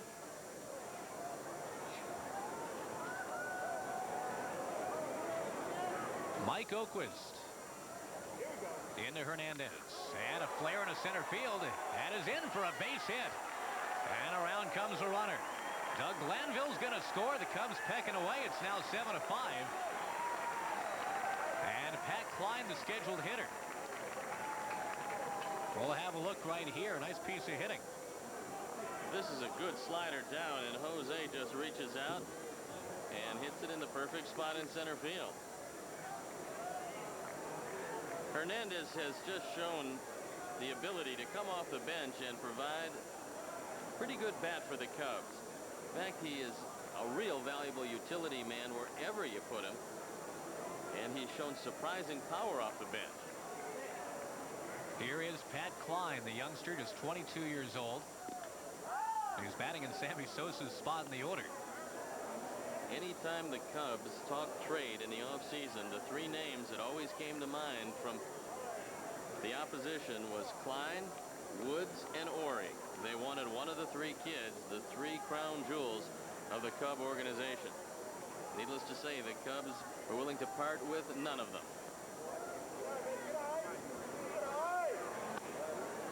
Well, Klein had caught that prize pitching prospect, Kerry Wood, at Daytona last year. David Wilder, the Cubs farm director, went so far as to compare him to a young Gary Carter. Says he has that kind of a potential. As long as it's not Gary Coleman, we're going to be in good shape. Ball twisted away foul. Actually, anybody from that different strokes cast. The track record has not been real good. Pat Klein has great size. He's very strong, and he will get better as a hitter. Right now, he looks like he's got everything he needs to be a very good major league player.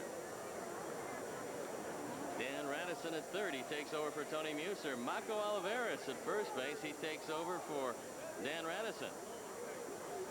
Tying man at the plate. Here's a 1-2. Just a little bit away. Yeah, Billy Williams moves from hitting coach to bench coach this year. Tony Muser, who was a third base coach last year, is now the hitting coach. New pitching coach, Phil Regan, is taking over for Fergie Jenkins. So a little shifting in the coaching ranks for the Cubs. But still the continuity with Riggleman cracking the whip as manager. And that's one thing that you really have to like about the way that the Cubs are going at it right now. A little vote of confidence for Jim Riggleman. Andy McPhail, of course, the Cubs president. He stuck with Tom Kelly all those years, and it paid off pretty well. Pitches right into Pat Klein, and it nails him. So now you've got the tying man on. You've got the go-ahead man coming to the plate. And you better believe Brant Brown, the man that's about to hit, you got to think that he's thinking about what he's done to let this game get away from the Cubs in the first place. His defense has been the letdown today. And there's a painful way to find yourself aboard. Fortunately, Pat takes this one above the elbow. And looks like he's going to be okay. Well, I think Brant would love to make amends. Goes to the opposite field. And it is sailing towards the crowd. It's in.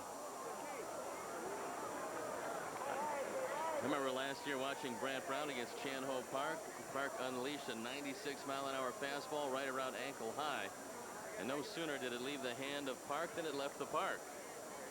As Brant Brown just hit a rocket into right center at Wrigley Field. Well, Brant had that big splash debut last June. Eliciting cries of Wally Pipp in the general direction of Mark Grace.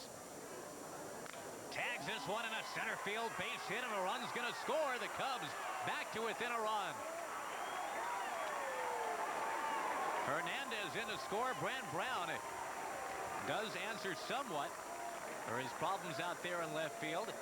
Dave Hansen is going to get a chance to hit now. This is what you like to see a team do, even if it's not the team that will start opening day, is take advantage of mistakes. The error at shortstop by Espada opened the floodgates. The Cubs have come storming through with 2. Conversely, Oakland, after a misplaced fly ball, scored 3 against the Cubs. So now Bob Cluck, the pitching coach, former coach of the Houston Astros, he was there with Art Howe, and now he finds himself in Oakland with the aforementioned Art Howe. Goes out to have a word with his right-hander, Mike Oquist, and that's going to be it. The day is done for Oquist, and the Cubs have the game on the bases. Aaron Small, the new pitcher, he's going to come on, try to get the A's out of this dicey situation. We're back with more right after this. It's a 7-6 game.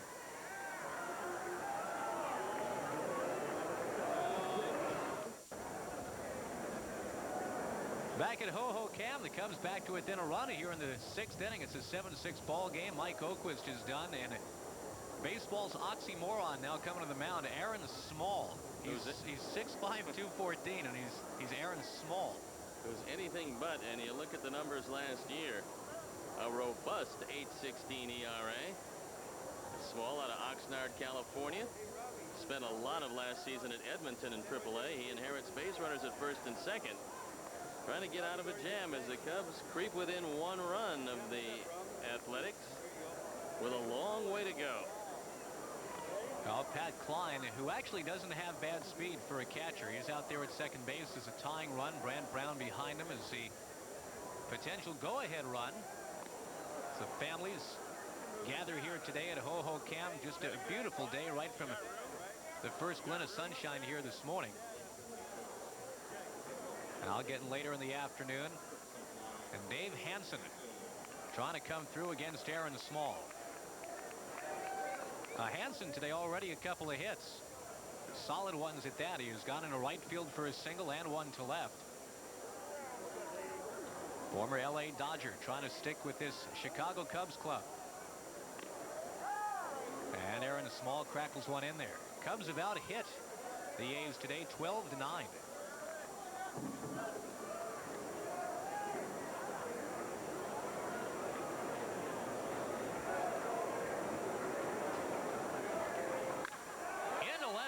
Base hit, and Radisson's going to hold the man at third. Quick throw back there doesn't get him, and Radisson certainly can't be faulted that time from the crowd. Have to hold the man as hard as that ball was hit. Hansen smokes another single. And the bases will be loaded for the Cubs with 2 out. Well, Tyler Houston had 3 hits before leaving the ball game, and Dave Hansen likewise with 3 hits. And the Cubs will load him up. And the new hitter is going to be Pedro Valdez. Youngster out of Puerto Rico. Might remember him from last year. He had 8 at-bats for the Cubs. 1 hit. Now trying to break it open here in the last of the 6th with the bases loaded. And Small gets it outside corner. Valdez might have the best swing in the organization. Now, he certainly doesn't have the most power, nor is he the most talented, but he's going to be a pretty good hitter, and he does have a beautiful swing. Well, he'd open some eyes right here if he can come through. Took a nice rip, but it hit the end of the bat. 0-2.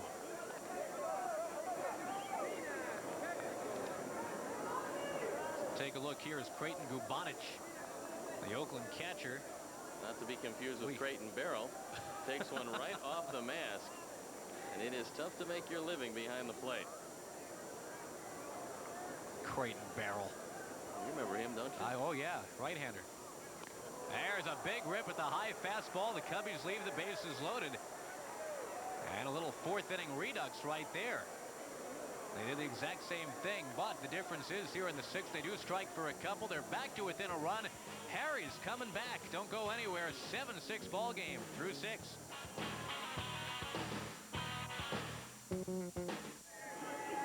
Hello again, everybody. Nice job by Josh Lewin as the Cubs are back in the ball game, trailing only by a run.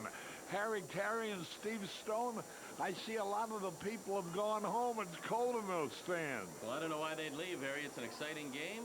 It's your birthday, and we've got 3 innings to go before it's over. All right, gotta hold them. All right, and we go into the top of the 7th. Cubs trailing by a run.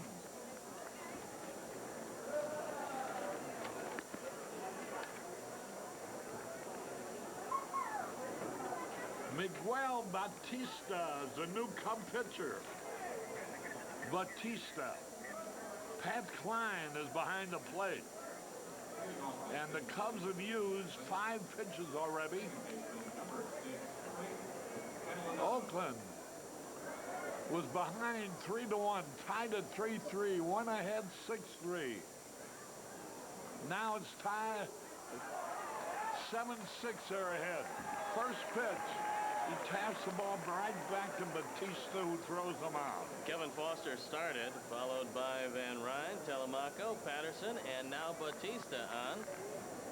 And so Jim Riggleman in the early going getting a lot of use for all of his pitchers. The most he wants any of them to go has been 2 innings. You know, twice the Cubs have left the bases loaded. Like I always argue with you, it isn't so much the pitching. It's the hitting that makes the extra runs you really need, so as you don't lose those 1-run ball games as they lost so many of a year ago.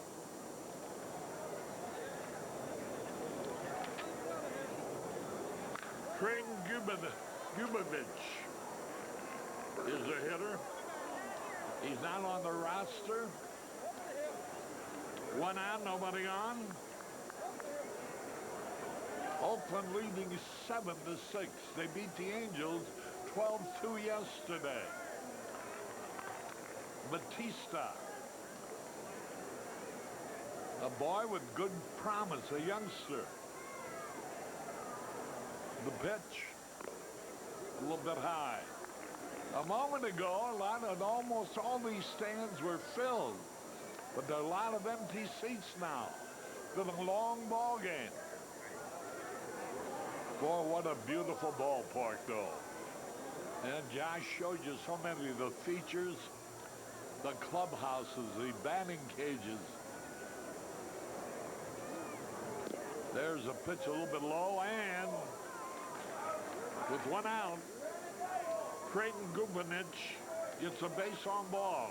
You know, Harry, yesterday the game was played in 2 hours and 23 minutes, but today, because it's on WGN television, they wanted things to stretch out a little bit, get an opportunity to look at these guys, evaluate the team, and so it's taken somewhat longer here this afternoon. Well, now, that's not the real reason. We have many more sponsors, and it takes more time to get on all that commercials. 7-6 in favor of the A's. The runner on first. Scott Spezio comes on a pinch hit. Spezio, I think he's related to Ed Spezio. I think it's his son, if I'm not mistaken. Left-hand hitter takes a strike call. Scott Spezio.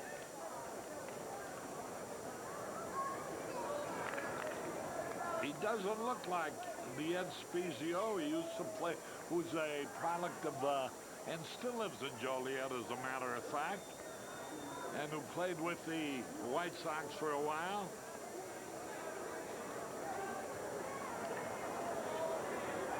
Oh, and 1 the count. Runner at first, 1 away. And the pitch. Swung on, line drive. Left center field, base hit. Runners on first and second. Spezio singled to left center. And now with 1 out, they have 2 men on.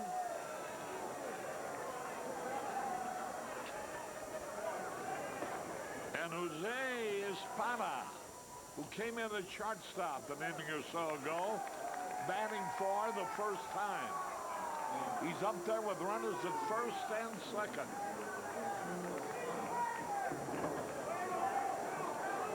One out.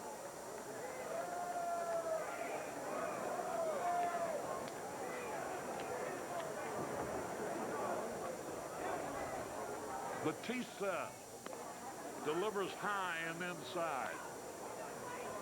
Batista 6'2", 190 pounds, out of Santo Domingo, Dominican Republic. Now makes his home in Fort Lauderdale. Last year briefly at Florida, but spent most of the season at Charlotte. Runners first and second, 1 away. Batista. The Cubs have had 13 hits. The A's have had 10. But the A's lead 7-6. There's a strike called over the outside corner. And Espada takes a look at the third base coach.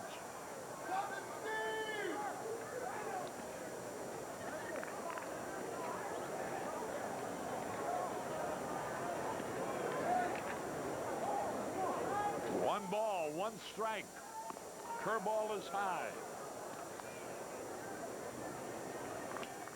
The next telecast will be a week from tomorrow, next Sunday. Not tomorrow, a week from tomorrow.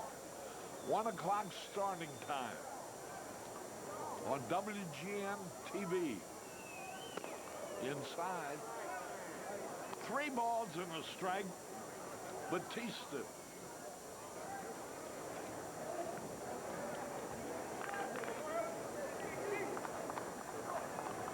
Wayne Hall, chairman of the Wild Bunch from Chicago, is here with his wife. Here's a strike called, and the count is full, 3-2.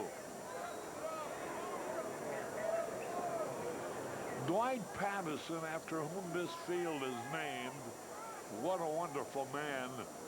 This wouldn't be here if it wasn't for Dwight. Hasn't been feeling well. We wish him a very, very speedy recovery. Here's a pitch foul back. I've known Dwight for, oh boy, I don't know how many years. What a tremendous man. And he is the, I would imagine maybe he even started the Ho-Ho Cam group. A wonderful group that does so much for this community. The pitch. Swung and he fouled it back. Boy, Dan and Rob Rosengren of Chicago sends me a birthday card just a moment ago. Very thoughtful card. None, also, Harry, might I add. What? Very thoughtful card, might I add, as I look over and take a look at it. He said, you know, the most curvaceous girl you ever saw. The ball floor and the bases are loaded with only 1 out. And Aaron Small, the pitcher, will be the hitter. And the card reads, "Hey, big fellow, I bet I know what you'll be wanting after the cake and ice cream are gone." You turn the card, a nap. Oh, well, happy birthday. Oh, those were the days, my friend. Small with the bases loaded. One out. And there was a look at Sammy Sosa getting his work in, much to the delight of the fans. After all, it was his gigantic home run that dented the scoreboard. The first of what will not be many off that scoreboard in the history of this park. And there's the dent. You're not going to see too many hit up there. It's about 475 feet. I'm telling you, they ought to make him run from the scoreboard where he hit the ball and to the right field corner. He'd be getting a better workout. Here is Phil Regan. 2 balls, no strikes. Batista got the first hitter to tap back to him.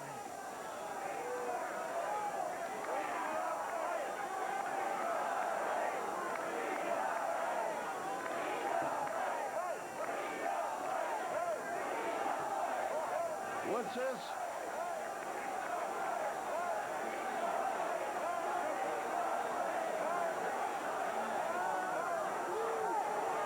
Trying to get their chance. 2 balls, no strikes. Bases are loaded. Dave Hansen at first base. Hernandez at third base. The pitch. Strike called, a slider over the outside corner. And the crowd cheers almost in derision. 2 balls and the strike. The pitch. Swung and he missed. And you got the feeling if they can get out of this jam, you got a good chance to come back and win the ball game. They're only a run behind. 2-2 now. Struck him out. And there's 2 gone.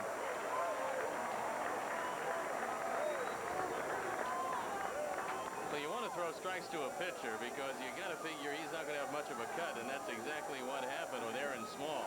Batista did get it over. He got him out. And now Steve Cox comes on, middle infielder, and a big man at 6'4", 225.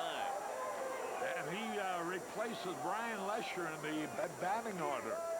Left-hand hitter, bases loaded. First pitch high, almost a wild pitch.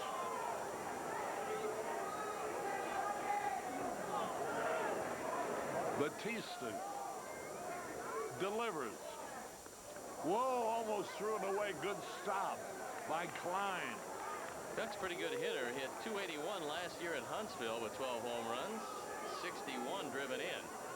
Doesn't have much speed, and he's never been in the major leagues. 2 men are out. Bases are loaded. The delivery. Base hit up the middle. 2 runs will score. 1 is in. The other one racing for the plate. The throw to third base. And he is safe. A close play. Hernandez made a diving attempt to tag him out. So the lead now is increased to 9-6. Good play by Doug Glanville as he charges this ball aggressively. Cox drives in a couple, but they almost cut down a spot at third base. The run would have scored. There's the tag, but a good head-first dive by Espada gets him by Hernandez at third, and now the Athletics on top by 3 again. So runners are at first and third. 2 runs have scored. Steve Cox came through with a single to center.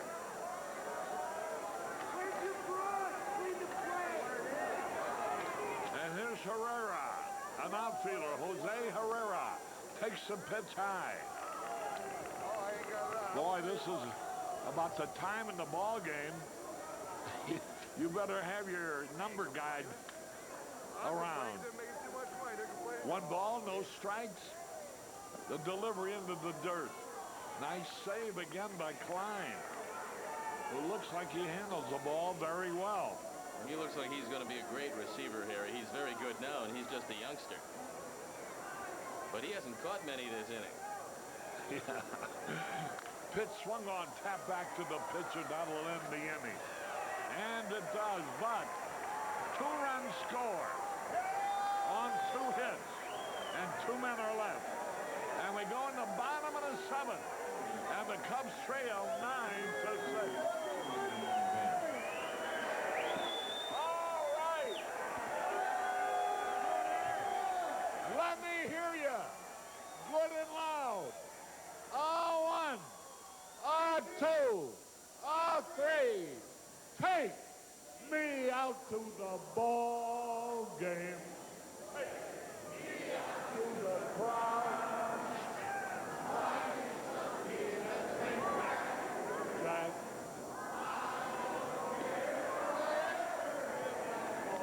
Root for the Cubs if they.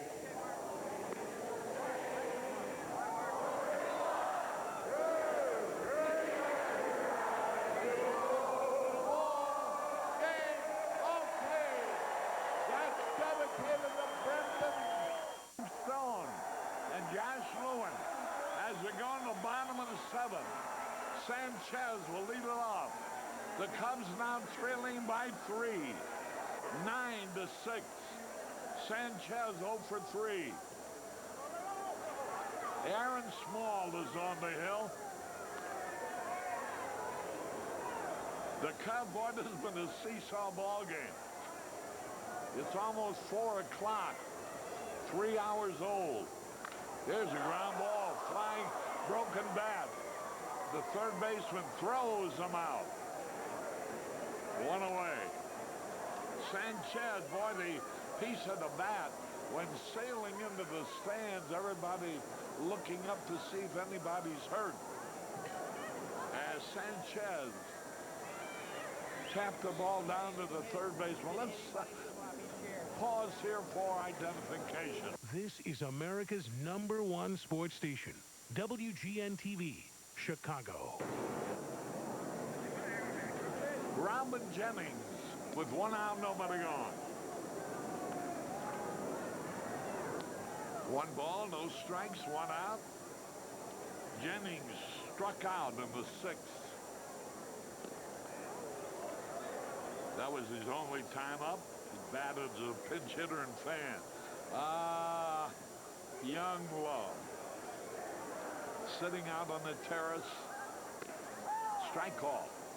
2 balls and a strike. 9-6 in favor of Oakland.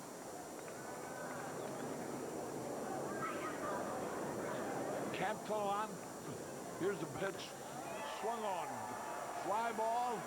Short left. Easy out. 2 gone. Ryan Small has been pretty impressive in relief of Mike Oquist. It's been Adams, Tailgater, Oquist, and Small. Damon Mayshore is playing left field now for the Oakland A's. Mayshore replaced Lennon a couple innings ago. 2 men around, nobody on. Cubs trail 9-6.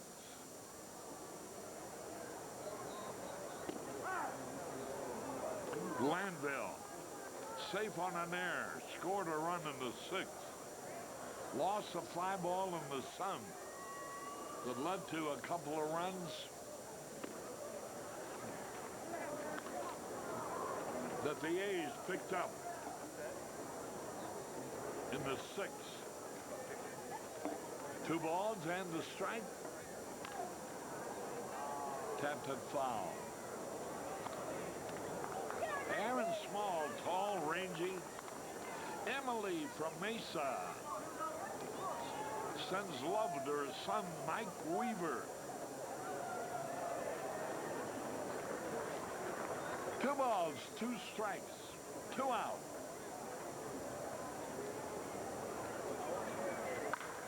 Line smash right to Candelaria, the second baseman. 1, 2, 3 at the end of 7. It's 9-6 in favor of the A's.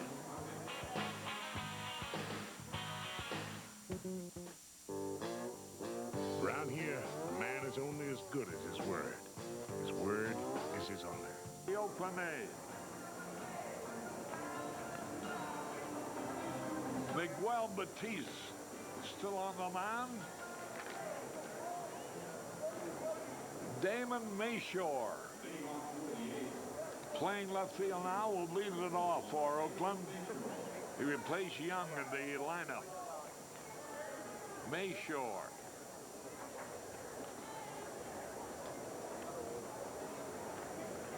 A little bit low, ball one. Many of the fans who had seats in the grandstand have wandered out to the terrace where the sun is shining. Here's the pitch a little bit low. 1 ball, 2 balls, no strikes.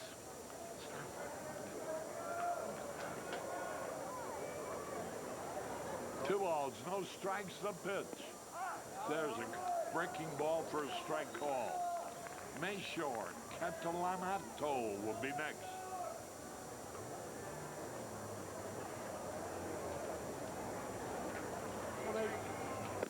A little bit low, ball 3. The Cub pitchers have had a tough day. They haven't been able to get the ball over the plate, and it started with Kevin Foster, who had a real tough first inning and a very good second inning. But outside of that, the Cub pitchers have been behind the athletic hitters all day long. There's a high pop foul. Nobody can reach it. Hansen was 1 of 3 who had a chance, but it was too far for him to reach. So the count is 3-2. Well, the Chrysler Plymouth game summary shows Sosa 2-run homer in the first, Lennon 2 for 4, a double and a homer, and 9-6 the A's are leading. And I appreciate the happy birthday. And the 9th walk of the day issued by the Cub pitcher. Well, you add 9 walks to 11 hits. That's 20 base runners already. A runner at first, nobody out. Alex Cole is coming on to hit. He was put in the game defensively. Cole. Alex has great speed. Who had a big hit that drove in 2 runs and gave him a little insurance in the top of the 7th. Nobody out.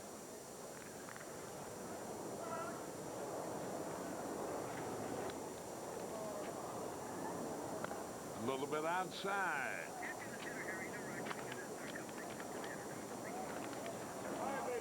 Cole looks down to the third base coach, who goes through a series of signs.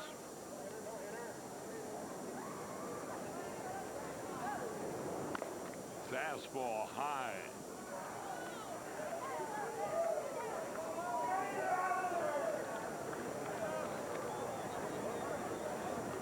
Ron Washington coaching at third. Here's a pitch in there, strike called.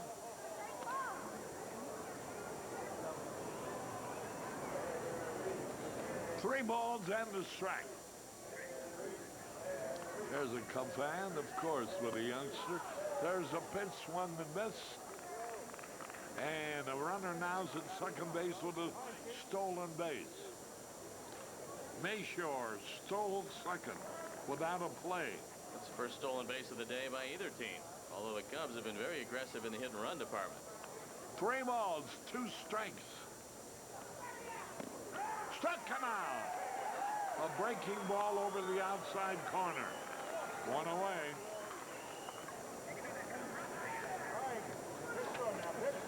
Season tickets. Packages are available that start as low as $174. A variety of season ticket programs are available, including full season, half season, and partial plan. For more information on season tickets, call this number, 773-404-CUBS, C-U-B-S, and ask for Frank Maloney. 1 strike and nothing. 1 out, 1 on.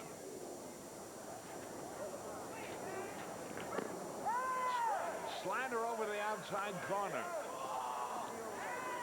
0-2 the count.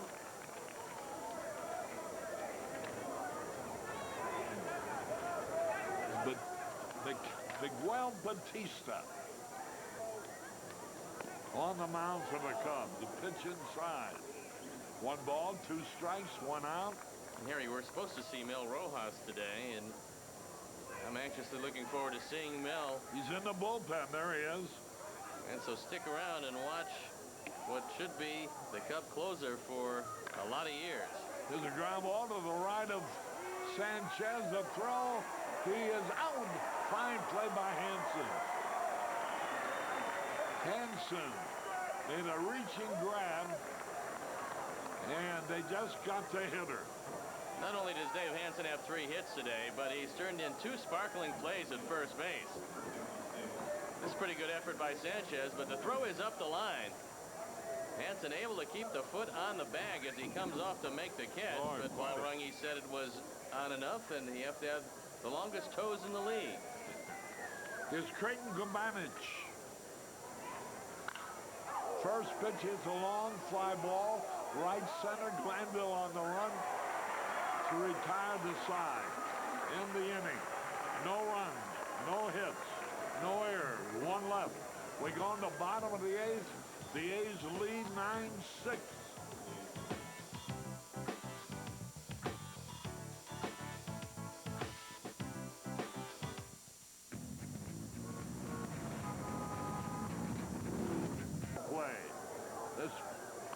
They have Gabanovich catching.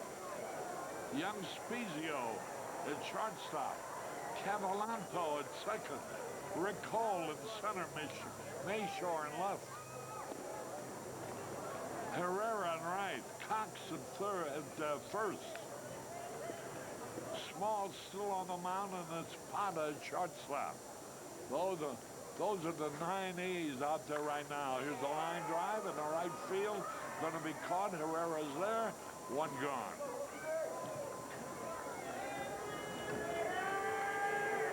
One away. And here's Hernandez.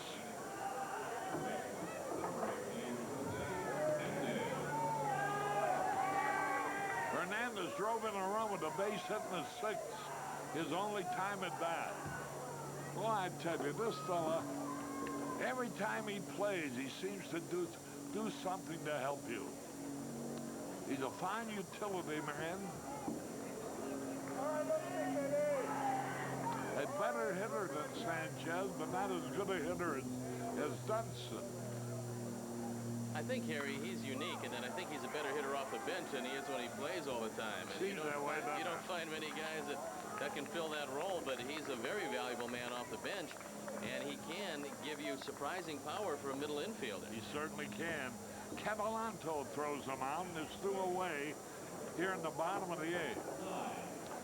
And Klein, the catcher, very highly touted by baseball men of all organizations. Curveball low. Aaron Small has been very impressive for Oakland. Now the pitch. Curveball in there, 2 out, nobody on. Small got out of a jam in the 6th. It could have cost them the ball game. Now they lead by 3. 1 ball, 1 strike. You know, so much attention is given to closers, Steve. To me, the most important man's the early inning relief. He's a guy who can keep you in the ball game. And so very little recognition is given to that so-called long man. Here's a ground ball. Third baseman scoops it up. And safe, he beat it out. Well, that shows you that Pat Klein has much better than average speed for a catcher. I think that you take for granted when a catcher hits a ball like this, he's going to be an easy out at first base, but Klein taking nothing for granted, hustling down the line. And it's a pretty good solid throw, but not there in time. So Pat Klein ties it, gets himself an infield hit. So he's been hit, and he has a hit. 2 out, a runner on at first base. Well, we got fans wanting to get pictures, getting right between us and the action on the field and in front of our monitor. 2 out, the runner on at first base. Grant Brown. There's a high drive, deep right field, gonna be a fair ball. A run will score. He's around third base, Grant Brown, going into third with a triple. 9-7 now. Grant Brown drives in his second run of the day. He pulled the ball into the right field corner. Well, Herrera goes into the corner. I don't think he saw this ball very well, and for a moment you thought it had a chance of leaving the park. You can see him right there. He really never sees it. And the ball drops, and Grant Brown with very good speed hustles all the way to third. So the Cubs now only 2 back. 9-7 now, and here's Hanson. Hanson 3 out of 4 so far. Fastball looked it inside. Again, he can make it a 1-run ball game. As a matter of fact, he can tie it up. He's a tying run. Ground ball down the third base line. A great play to throw to first. Wild throw. Another run is in. 9-8 ball game. Boy, a great play at third base. That's going to go as a base hit, I do believe. That's an outstanding effort. Oh, and you got to give him his 4th hit of the day, because great stop. Only it's airmailed at first. And I think Hanson in with his 4th hit. Spezio was who made the great play, but the high throw, he wouldn't have gotten a runner anyhow. Hanson with his 4th straight hit.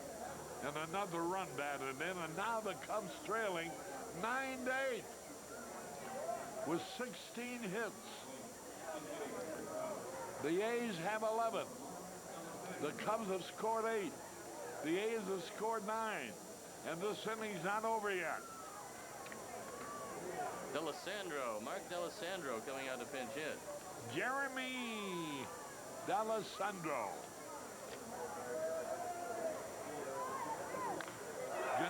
There's a line drive in the center field. A base hit. The tying run now at second. Jeremy Gonzalez lined to single to center. A pinch runner going in for Dave Hanson.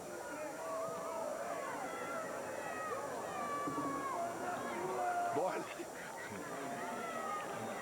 a great day for Dave Hanson with 4 out of 5. His other time up, he flied out deep to center. Runners at first and second. The Cubs trailing by a run. Gonzalez.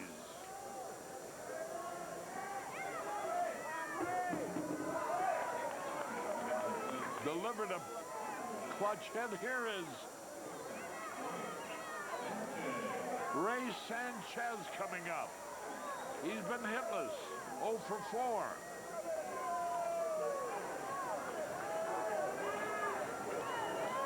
A base hit would tie it up. Fastball high. The Cubs now have had 17 hits and 8 runs, and I'm amazed you don't throw my argument back at me about hitting and pitching. The pitch, curveball over the outside corner. 1-1. Well, Arizona's the time to hit, Harry, and back up north in Chicago's the time to pitch. Now ready, 1 ball, 1 strike, 2 out, 2 on. A little tap. The throw to first. In time to retire the side. The catcher threw him out, but the Cubs pick up 2 runs on 4 hits. No errors, 2 left. And at the end of 8, the score, Oakland 9, Chicago 8.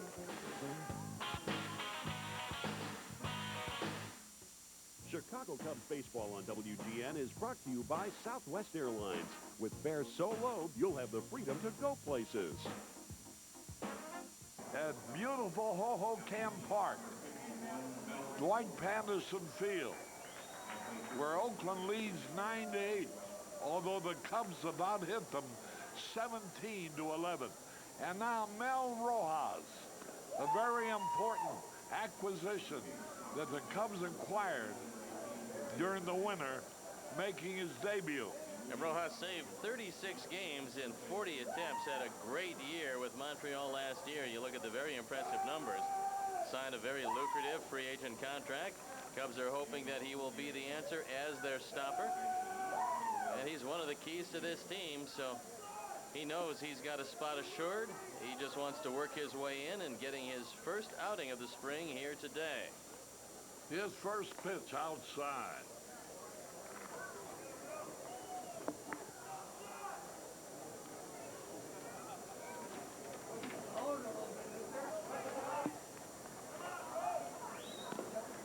A little bit low, ball two balls, no strikes. Rojas has a very good split finger fastball. That's probably his best pitch. Scott Spezio, the hitter. And he's from Joliet. And he is a son.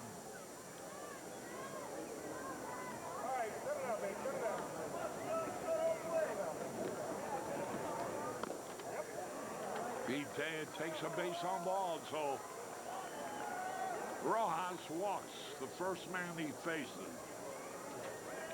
Walk number 10 given up by Cub pitchers today.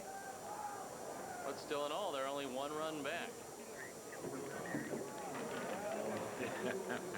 That's the way to get the sun tan late in the afternoon here.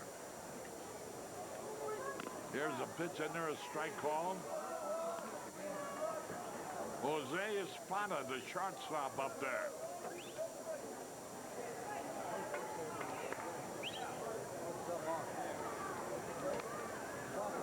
Spezio at first base. Now the pitch, here it is. He bunts foul. 9-8, favor of Oakland.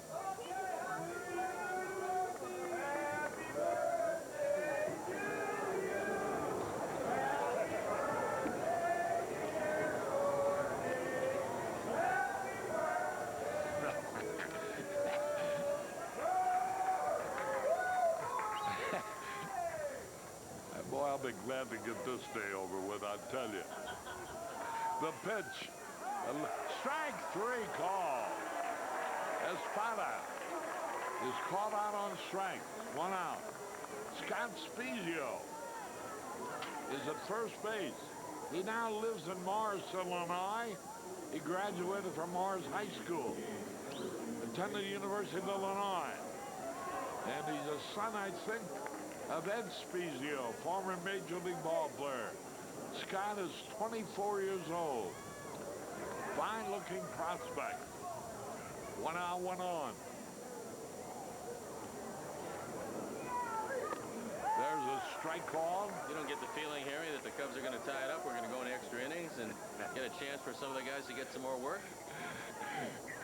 I tell you what, if that happens, Josh Lewin's going to be in here, and I'm going home. I'm freezing. 0-1 the count. And the pitch. A high pop foul. Going on to play. Jason McDonald is up at the plate, an infielder. He's batting for the first time. There's Spezio. Brad Fisher's a coach over there. Ron Washington at third, Brad Fisher at first. 0-2 the count on McDonald. High pop foul back.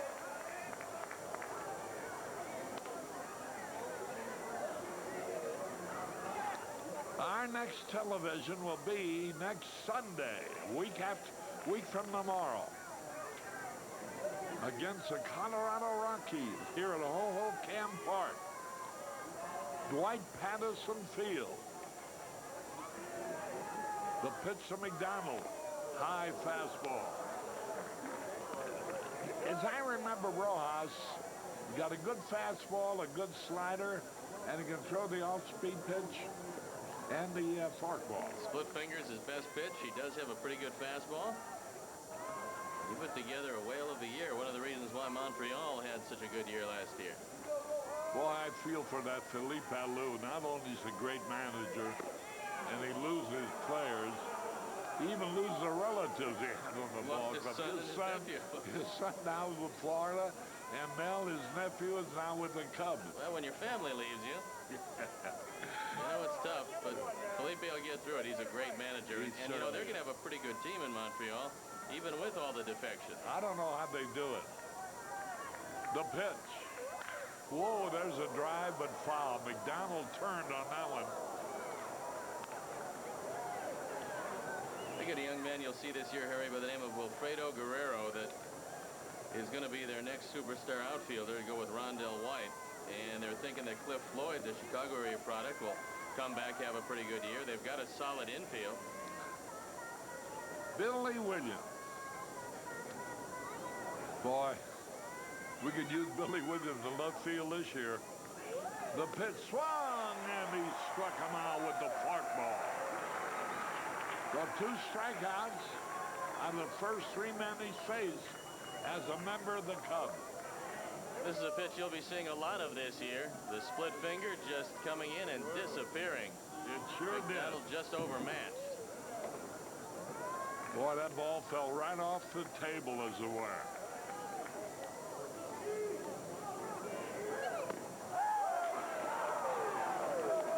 Steve Cox, who got a big hit as a pinch hitter, drove in 2 runs back in the 7th. The A's lead by 1, 9-8.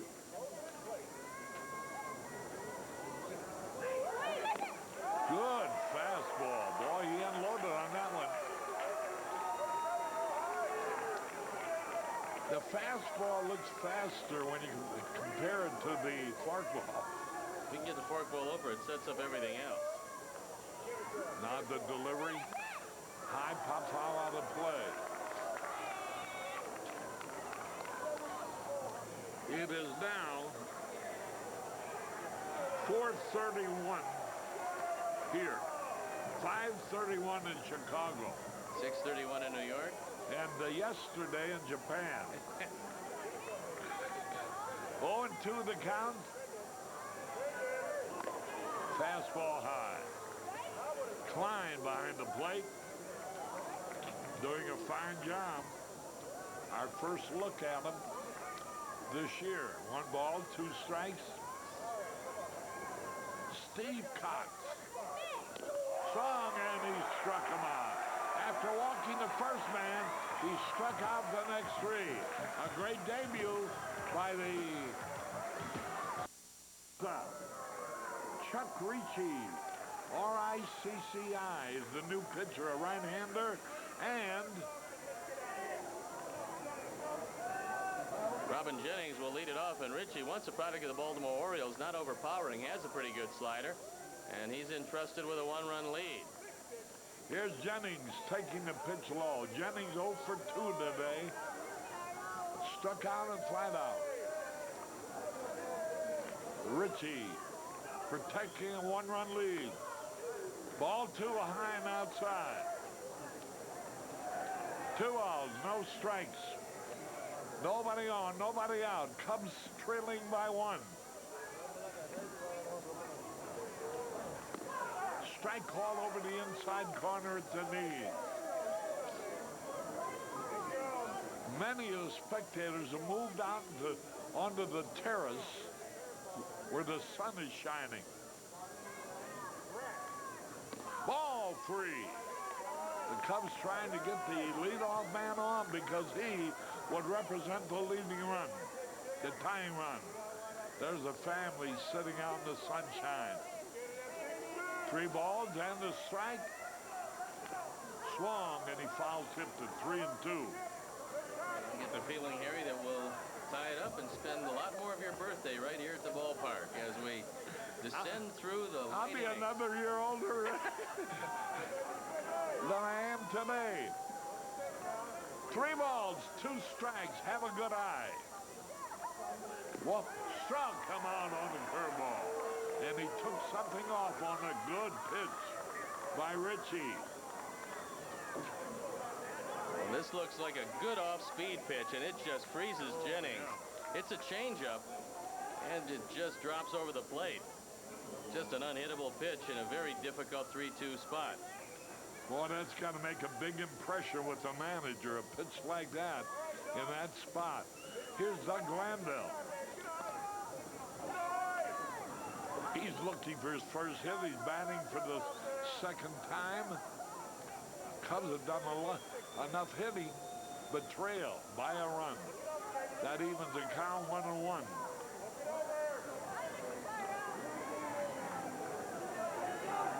Caray will be next. Swung to a bad pitch. Miguel Caray.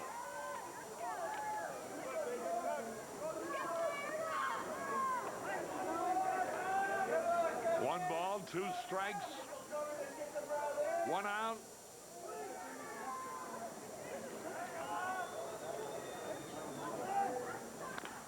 Ground ball, easy out, and 2 away. So, Steve Cox fielded that ball easily. 2 away, and here's Miguel Caray.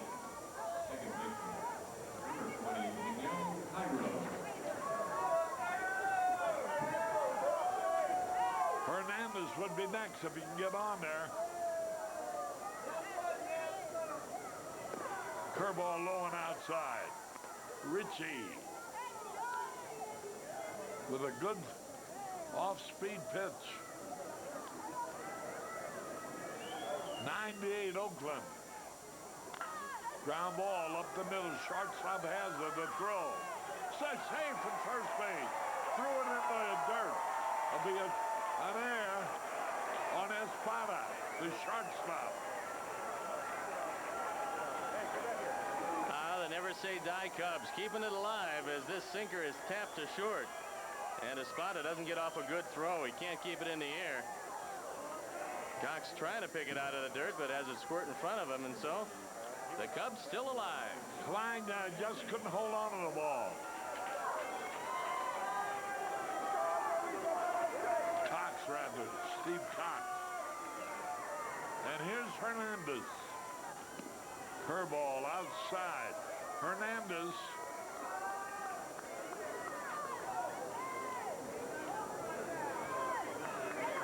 Drove in a run in the 6th.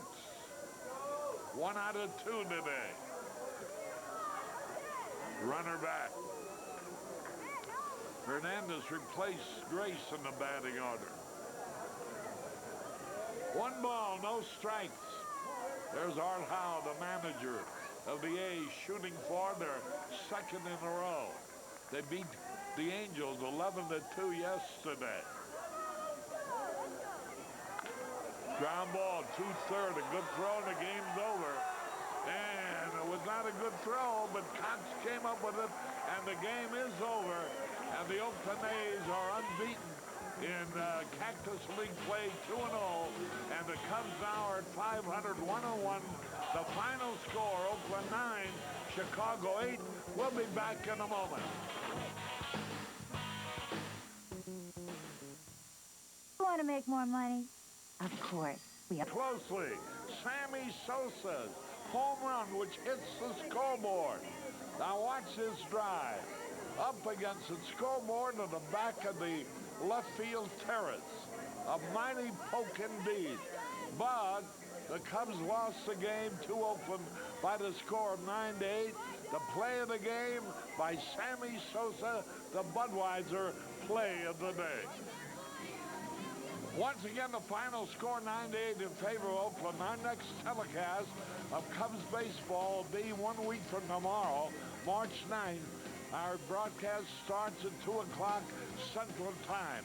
The producer director of Cubs baseball is Arnie Harris. Our associate producer, Mandy Cohen. The executive producer of WGN Sports is Bill Borson. Harry Caray with Steve Stone and Josh Lewin from Mesa. The final score again, the Cubs were beaten, although they pounded out 17 hits, 9-8. So long, everybody. Chicago Cubs baseball on WGN. Brought to you by Budweiser Beechwood aged for a crisp, clean, classic taste. The Stars of Chicagoland, your local Chrysler Plymouth dealer. The Discover Card, proud partner of the Smithsonian's 150th anniversary. Pepsi,